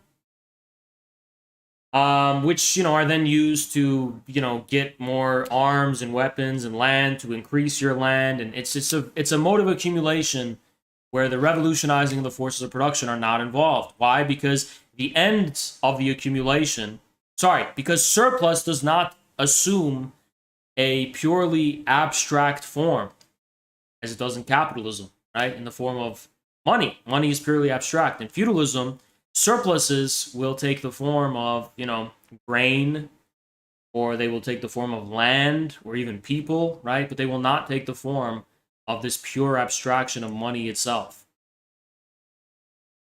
So this is what's going to define feudal surpluses. Now, what is a socialist mode of accumulation? Now, many people will try and tell you that in a socialist form of accumulation, the surpluses of society are democratically controlled or otherwise publicly controlled, in a way that, benefits the society as a whole. I think the root cause of contradictions within the socialist mode of production have to do with the fact that even this can be economized. You can make an economy even of this. Why? Because there are conflicting versions of the people and the people's interest. There are conflicting forms of sociality. There are conflicting forms of the will of the people, right?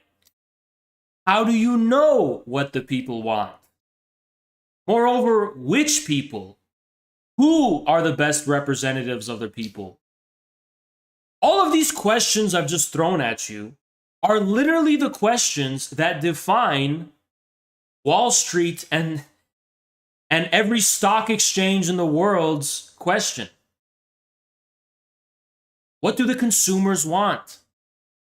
Which company is going to satisfy the needs of society the best? Which company is going to satisfy the needs of the public the best? These are questions that are not metaphysical questions to be decided at a round table by a bunch of experts. They're questions which are being answered on the stock market and on Wall Street. Now, obviously, the stock market and Wall Street still have the birth pangs of the capitalist mode of production in the strict sense that, well, Haas, you may be right in some sense, but it still is about profit. I mean, it's still measured in terms of their profitability. And moreover, people are still incentivized to make a profit when they're on the stock market in order to do this. And my response, guys, you know what? Can you shut the fuck up in my chat? Guys, this is, you know what? I'm actually getting a little frustrated because it's like I'm giving you the smoking gun of why we live in socialism right now. But I guarantee you after the stream, I'm going to see a dumb fuck on Twitter from our community argue with someone and be like, oh, we live in socialism because centralization. Why don't you listen to what I'm fucking saying now? I'm giving you the smoking gun. So listen up. Don't be fucking distracted and assume I'm just saying shit for the fucking sake of it.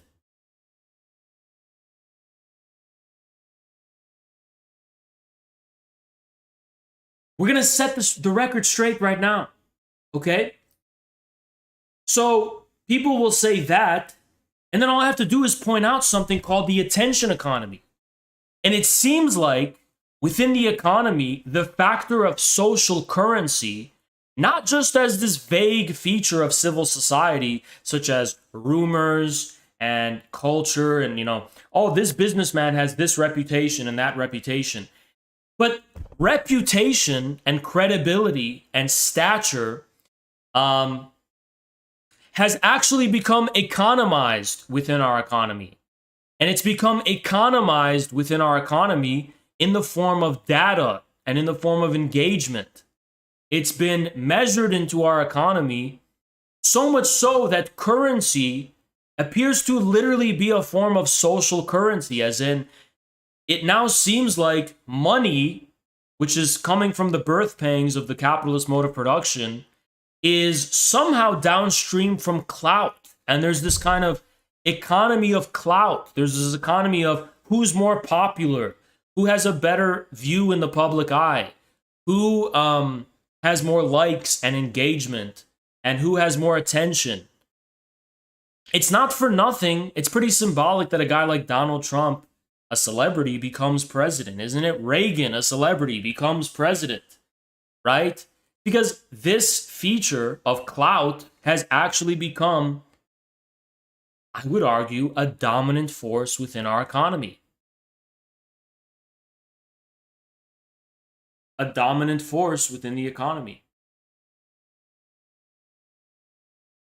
And therefore, the form of accumulation no longer takes the form of just accumulating the surpluses of, labor, but accumulating the surpluses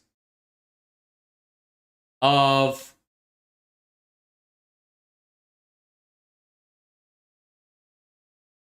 the derivative wealth of society as a whole. That is such a good way of putting it. Guys, kiss me right now on the cheek for putting it off the top of my head right now. The thing that epitomizes socialism the most is post-socialist states. You know when oligarchs just basically privatized all of these Soviet industries and they pretty much kept them intact, but just started it just now belonged to them? That is a very clear form of the private appropriation, right, of the surpluses produced by society as a whole.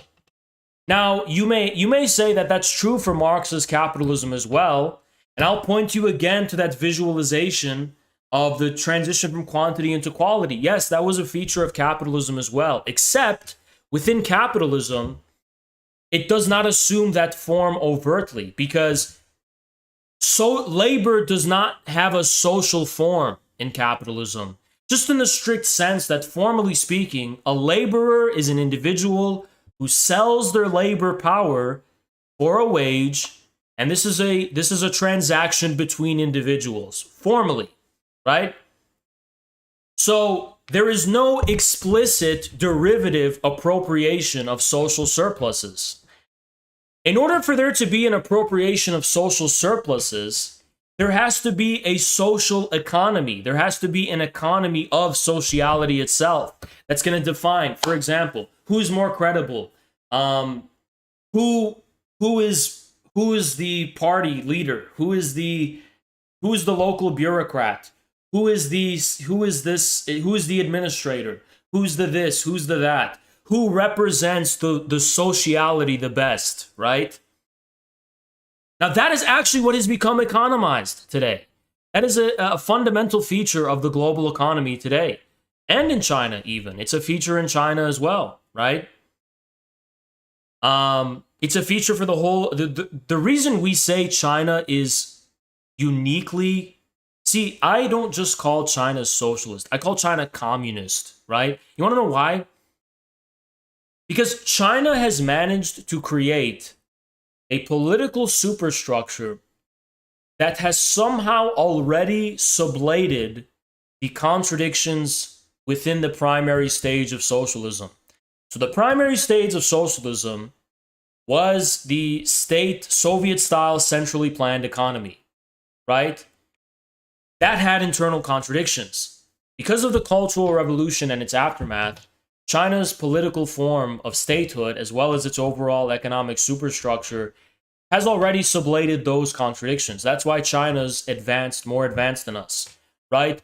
But within the Western capitalist countries today, right? Well, I use the word capitalism because I'm being colloquial, right? Those primary contradictions of the primary stage of socialism, those contradictions plaguing the primary stage of socialism are what we are now seeing today. We are seeing those now today. Every political movement is like socialistic today. So this idea that like, oh yeah, you know, we should stop corporate greed. We should stop the greed of the capitalists because capitalists are individually motivated and therefore greedy, whereas the people, we need, that's what Elizabeth Warren says. That's what Joseph Biden says. That's superfluous. That doesn't actually address the actual class antagonism today. It doesn't. If you want to start talking about the class antagonism today, you're not going to use this language. You're going to actually talk about things like, for example, the professional managerials, or you're going to talk about the BlackRock or something. You're going to talk about the World Economic Forum. You're going to talk about the conspiracies of the ruling class. You're going to talk about political correctness even, believe it or not, because that's referring to this managerial institutional class that represents the one of the last vestiges of the bourgeoisie, right? So there's nothing new about almost everyone's a socialist today. There's nothing new about that. That doesn't address the primary contradictions within socialism that only Chinese communism, and to a lesser extent things like the Iranian Revolution, were about kind of responding to and addressing. Okay? So yeah, so anyone who tells you, oh, you're just saying we live in socialism because of centralization. Actually, the opposite is true. It's because this primary stage of socialism has become decentralized in the form of the clout economy and the attention economy. And by decentralized, I just mean that now, it's almost like this. The mode of accumulation is socialist, right? But somehow sociality acquires the status of privacy, right? Because there are different communities. There are different social groups. There are different socialities. There are different forms and expressions of that sociality. There's like these different socialisms, if you want to put it that way. There's different and competing socialisms. Disney's got a socialism, and they're fighting with the Warner Brothers socialism, who's fighting with the Apple socialism, who's fighting with the Microsoft socialism, who's fighting with the Tesla. So it's like, it sounds absurd, but it's like that, Somehow socialism has acquired the status of privacy rather than universality, and rather than representing some public common good.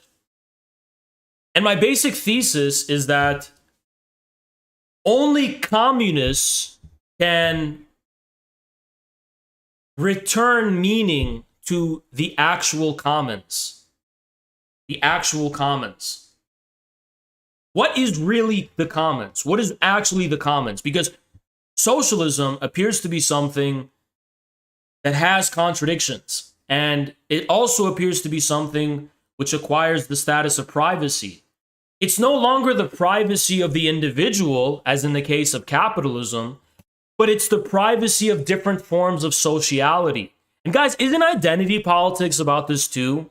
All these different communities, the gay community, the trans community, the black community, the brown community, the Muslim community, the furry community, the community, the that community. If anything, does this not attest to the fact that there are different forms of sociality which acquire the form of privacy?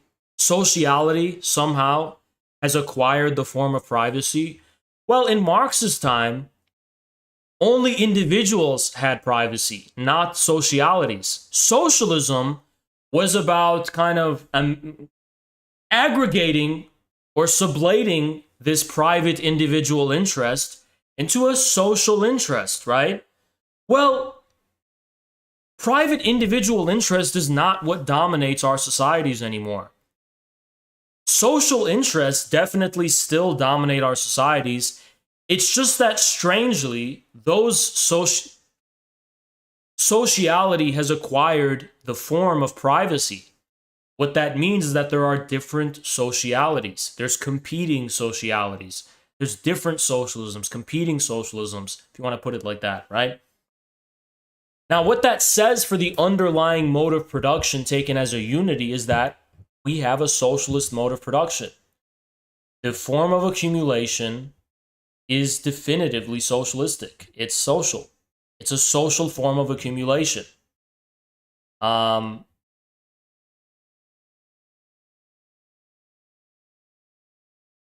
implications of that is that we have to return back to the Sino-Soviet split and evaluate the question of what did Mao mean by the persistence of class struggle under socialism?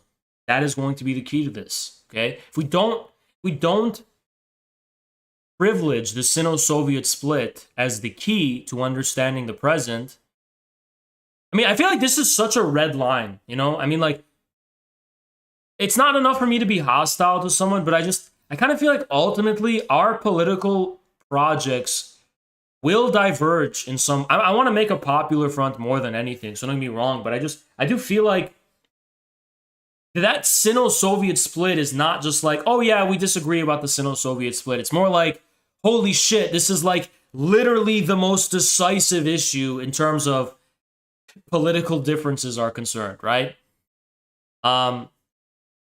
Interest group liberalism is socialism. Daniel, I'm sorry to tell you this, Daniel. And I don't just mean this to be mean, but dude, you're kind of stupid. You're kind of a dumb fucking person, right? And I don't know why that is.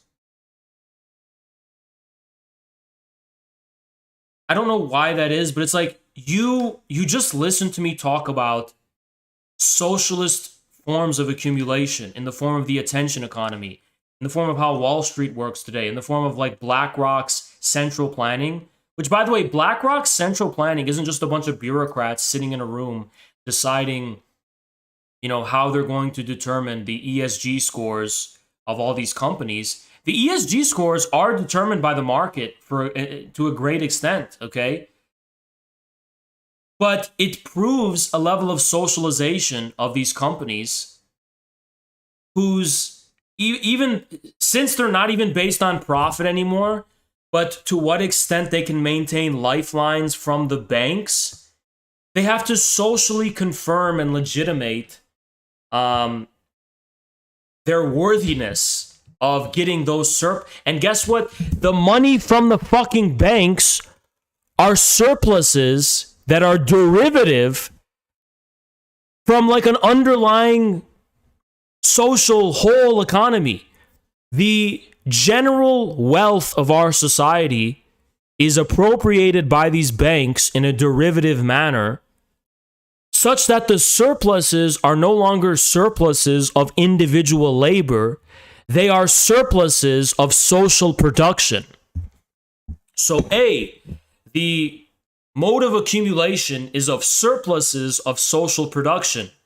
The form of the distribution of these surpluses itself takes a social form.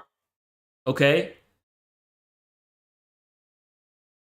So this is what we're talking about here. This is the big enigma and the mystery, all right? We're not just talking about identity politics. Again, I mentioned identity politics once to kind of just give you an idea of how different socialities have become privatized. And you just fucking made it seem like my argument was just that because identity politics exist, we live in socialism. You sound like people who try and claim that, oh, because there's centralization, or it's because we're not on the gold standard. No, it's not any one of those things. It's mainly about the qualitative change in the mode of production, because a difference in the form of accumulation compared to the capitalism that Marx lived in. In terms of the actual mode of production, which is about, again, the form of accumulation and its distribution and how production is organized, the socialistic tendency has been dominant probably since the post-war period. It's just that since then you have seen a pretty gradual erosion and turmoil within the political superstructure and the social and cultural superstructure. What do you think the counterculture was about, right? That is reacting to this fact, that is reflecting this fact. So saying that we live in socialism also very much explains, like, what is the source of the contemporary political antagonism? Some Marxists want to have us believe that, oh, it's because this is the final stage of late capitalism. And no, it's not, okay? Our superstructure is outdated. Look, turn on Netflix. Okay, turn on Netflix. Every other documentary on Netflix is like super critical of the whole government and its history. The founding fathers were full of shit. Here's how the government spied on you. Here's MK Ultra documentaries. That is like a superstructural truism, all right? There's nothing revolutionary about it at all. The primary cause of the contemporary social crisis we're witnessing, the culture wars, the political instability, it all has to do with this disjoint between the superstructure and the base. The forces of production have... Now, people say, but Haas, what about the relations of production? The relations of productions are not defined by control or management. Relations of production don't refer to management, you dumb fuck. Relations to production are about revenue. And if the form of accumulation, ergo the form of revenue, is itself social or somehow socialized, that attests to the relations of production also being somehow socialistic. So now you guys have heard the argument. I don't ever want to hear someone say that, oh, Haas is saying we live in socialism. I've addressed every possible facet of this. I've addressed the issue of the optics, the ideological and political implications. I have addressed the argument about centralization not being decisive. And I've pretty much laid to you, I've simplified more or less and given you what to think about. Now, moving forward, just for the sake of the benefit of the doubt, moving forward, if anyone has a criticism of this, just know what you're fucking arguing against. Just know what you're arguing against. Don't fucking come here and tell me the bourgeoisie is still in power. Actually address my argument. Address what I said. Address what I actually said. Just address what I said. If you want to disagree with me on this, that's fine. Just stop giving me your knee-jerk reactions and actually address what I've argued here. Show me how, for example, the form of accumulation is still individual, and the form of accumulation is still based on the direct inputs of labor into the production process. Please, I would love for you to try and argue how the surpluses of production don't today take the form of derivatives from an underlying social form of production. Like, do you actually think where people are getting their profit is like a worker in the factory, and their surplus values being extracted? Can I tell you what socialism is as a trend? BreadTube and the dumb fuck Hakeem, and you can clip this part if you want to put it on Twitter. So their theory of capitalism and socialism is a workplace management theory of economies. Their basic idea is that what Marx meant by capitalists privately appropriating the labor of workers who they're employing is it's because the workers don't manage their workplace, or even it's that they don't formally own their workplace, right? That the capitalist is exploiting and stealing their labor because the capitalist doesn't offer anything additionally, and the workers should just be able to do it themselves. So that's like a Ponzi scheme workplace management theory of socialism. Whereas Marx was talking about a very specific form of accumulation, which was based on the individual inputs of workers, right? Which are somehow manifesting themselves in the form of surplus value for capitalists.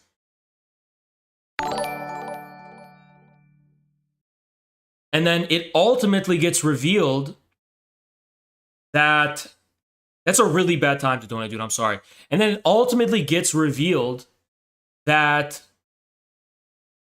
it ultimately gets revealed that the labor inputs, which were hitherto just measured individually, actually are social in substance. And that gets revealed in the transformation problem between the labor values and the prices of production. So it gets revealed in the falling rate of profit, for example, that actually capitalists were never appropriating the individual labor inputs of the worker. They were the whole time appropriating some social form of wealth, okay? And that actually structurally manifests itself in the form of a falling rate of profit, where prices somehow manage to average out across the economy. Profits, I should say, the rate of profit starts to average across the whole of the economy. And this underlying social source of wealth becomes depleted and exhausted. And there arises a crisis of overproduction, where capitalists, being unable to extract any more of that social value, have to continue to just quantitatively churn out more and more and more and more, leading to this bad infinity of falling rate of profit. Okay? So that's what Marx was talking about. It was not a workplace management theory of socialism. It was the significance of the shop floor was the laborer as an individual input into the production process. That is the significance of that. Not like some moral consideration of like, who deserves to run the factory? Who deserves? No, that's like a polemical and rhetorical, that's like political rhetoric. That's part of the class struggle, but it's not a scientific analysis of anything, okay? Now, all I'm trying to say is that today the appropriation is no longer happening at the level of the shop floor of individual inputs of labor, but of derivative forms of You appropriation. proved the LTB is broken. But is it our future to restore it? Or does its sublation include its restoration? It just needs to be elaborated, Chris. It needs to be elaborated, understood properly and dialectically, and then properly elaborated to the present.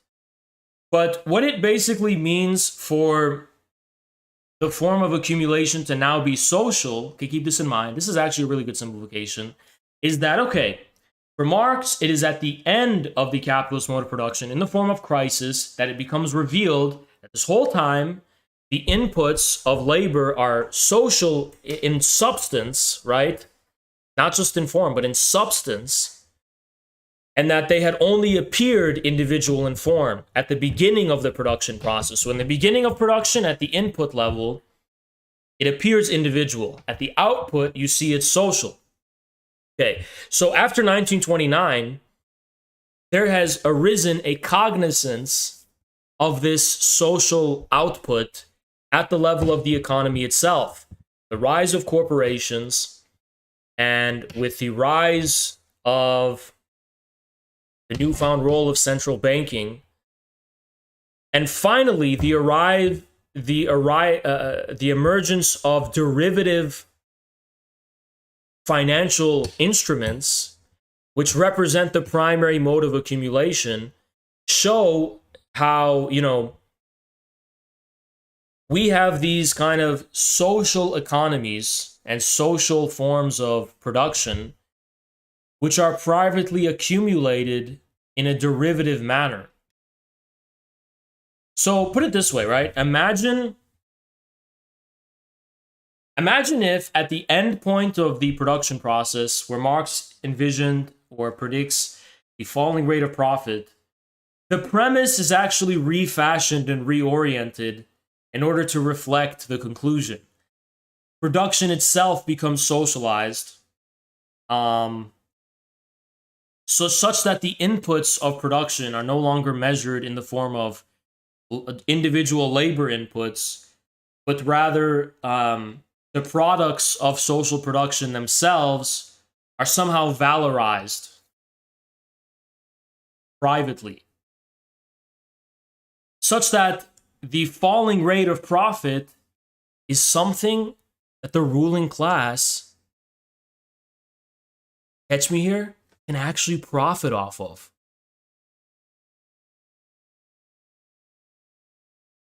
There you go. It's out of the fucking ballpark.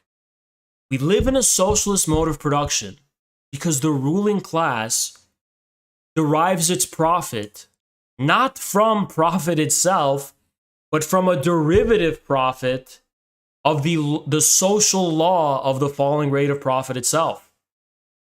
That is what they're profiting off of. They're profiting off of that process. Now, how do they do that? They do it through debt. They do it through debt.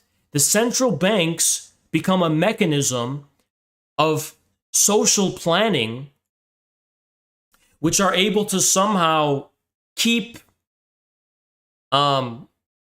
these chains of production intact despite their output leading to a falling rate of profit. In as much as they lead to a falling rate of profit, central bank printing, which is a political currency, props up these companies artificially, almost as it were from thin air, from the future, in order to maintain production. Now, upon the maintenance of this production, through speculation and other means, right, including the exclusive right to contracts of production, right, also including, the right to buy shares and the right to sell shares of the companies themselves, profit assumes a derivative form. Or rather than profit, accumulation assumes a derivative form. A form that is derivative from the underlying form of production. Also fits with your assessment of Capital Volume 3 as it pertains to farming and rent. Yeah! That is what we're talking about. That is exactly what we're talking about. Profit isn't wild anymore. There's different revenues of rents, derivative rents, of an underlying social form of production. The saying that production is socially produced but privately accumulated no longer describes the truth. Production is social in nature, but the appropriation is also social in nature. It just so happens that that sociality assumes the quality of privacy, such that it's not really private in the sense of individuality, but it is private in some more fundamental sense of being discontinuous with the commons, with a true universal commons. I think that also speaks to the importance of monotheism, guys. Because think about it. Isn't it kind of unpopular to believe we live in one society? One truth, one society, one country, one people. No one believes in that shit, right? Everyone thinks we're all different. There's different identities. There's a plurality. Rainbow flag of the LGBT. Difference, difference, difference. And the Marxist critique is so fucking cheap because they're basically like, oh, this is just individualism of identities. No, it's not. This is a private socialism of identities. These identities are social. They're just discontinuous with like the view that we have this underlying commons that unites us. the view that there's this underlying common reality that unites us is just as antiquated as monotheism, which is the view that there's one God, right? Now we have this polytheism of different social realities, different social practices, different communities, different this, different that. And I think one of the reasons we had the label patriotic socialism thrown onto us is because we elevated the country to the status of one of these underlying unities that unite us. Despite our fucking identities, our country contains within it a community, right? Now, the reason that was misleading, right, was because the country is not the institution, but it's like an underlying civilizational unity, right? Which is particular. There are different civilizations. So we are still hat socks in that sense, but we don't adopt that label because it's too misleading, right?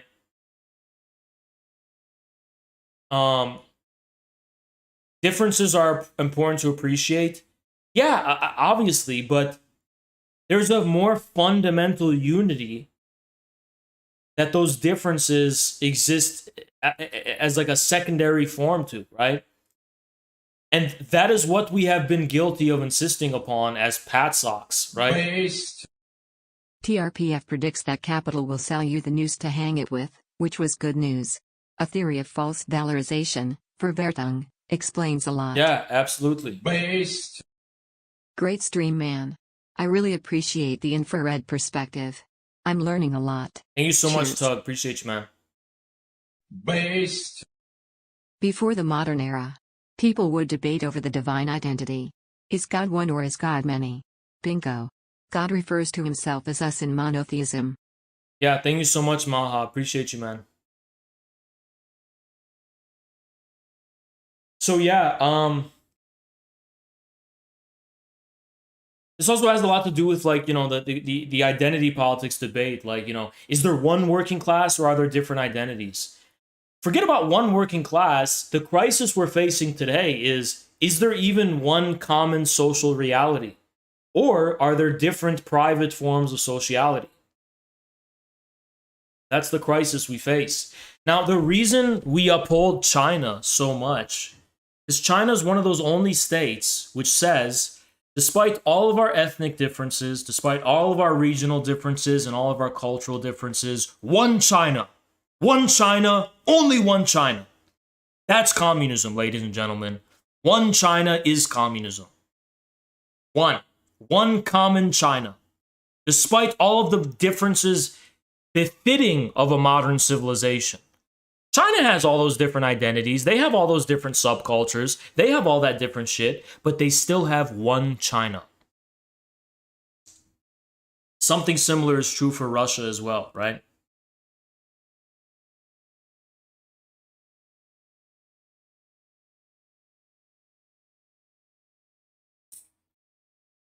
Something similar exists for Russia as well.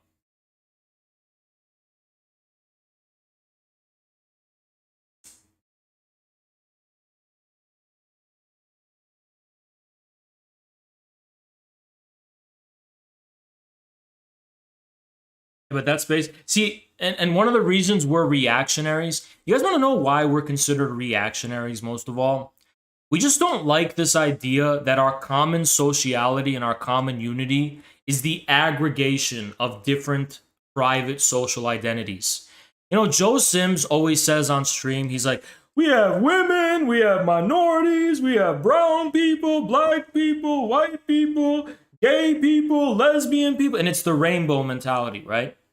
Why do you think LGBT is so, like, the flag is so used, right? It's that rainbow mentality.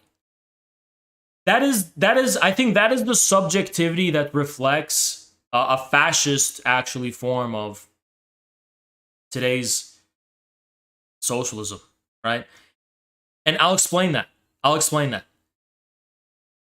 So, fascism was concerned with aggregating the different private interests of the various different classes within society. Each class turned into like some social interest in and of itself, and these interests were harmoniously aggregated. And this is why there was like all that association with paganism and stuff, right? But because we insist on a fundamentally unifying underlying reality, and this first takes the form of the country, right? Our country that we live in, or our civilization, but mainly our country, right? We were considered reactionary. Why? Because we don't believe in the aggregation of all of these private social interests. We don't recognize the LGBT movement as a private social interest. We don't recognize all these different identities as private social interests. We recognize one universal common interest, which, yeah, sure, there are different, obviously individuals can be different and have different sexualities and shit, but there is one underlying common universal interest. That is something we believe in.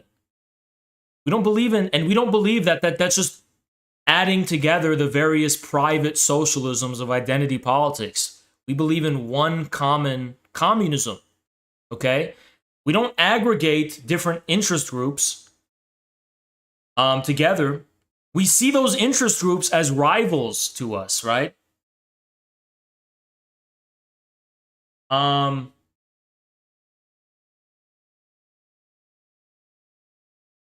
a sense, we want to liberate people from the shackles of private socialism. We want people to be able to be themselves. This aggregation of private socialities is fascism. It is fascism. Look, this is a fascist. Look.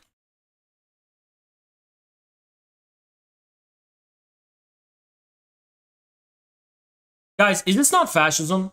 I mean, it looks like it, right? It not only looks like it, this is fascism, guys.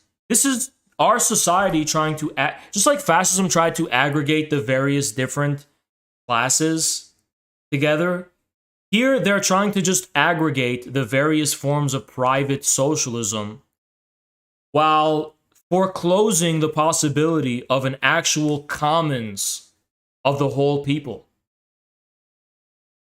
So instead of a commons of the whole people, we get this flag, which represents like the corporate unity. By corporate, I mean like a specific mediation between state and civil society. This kind of corporate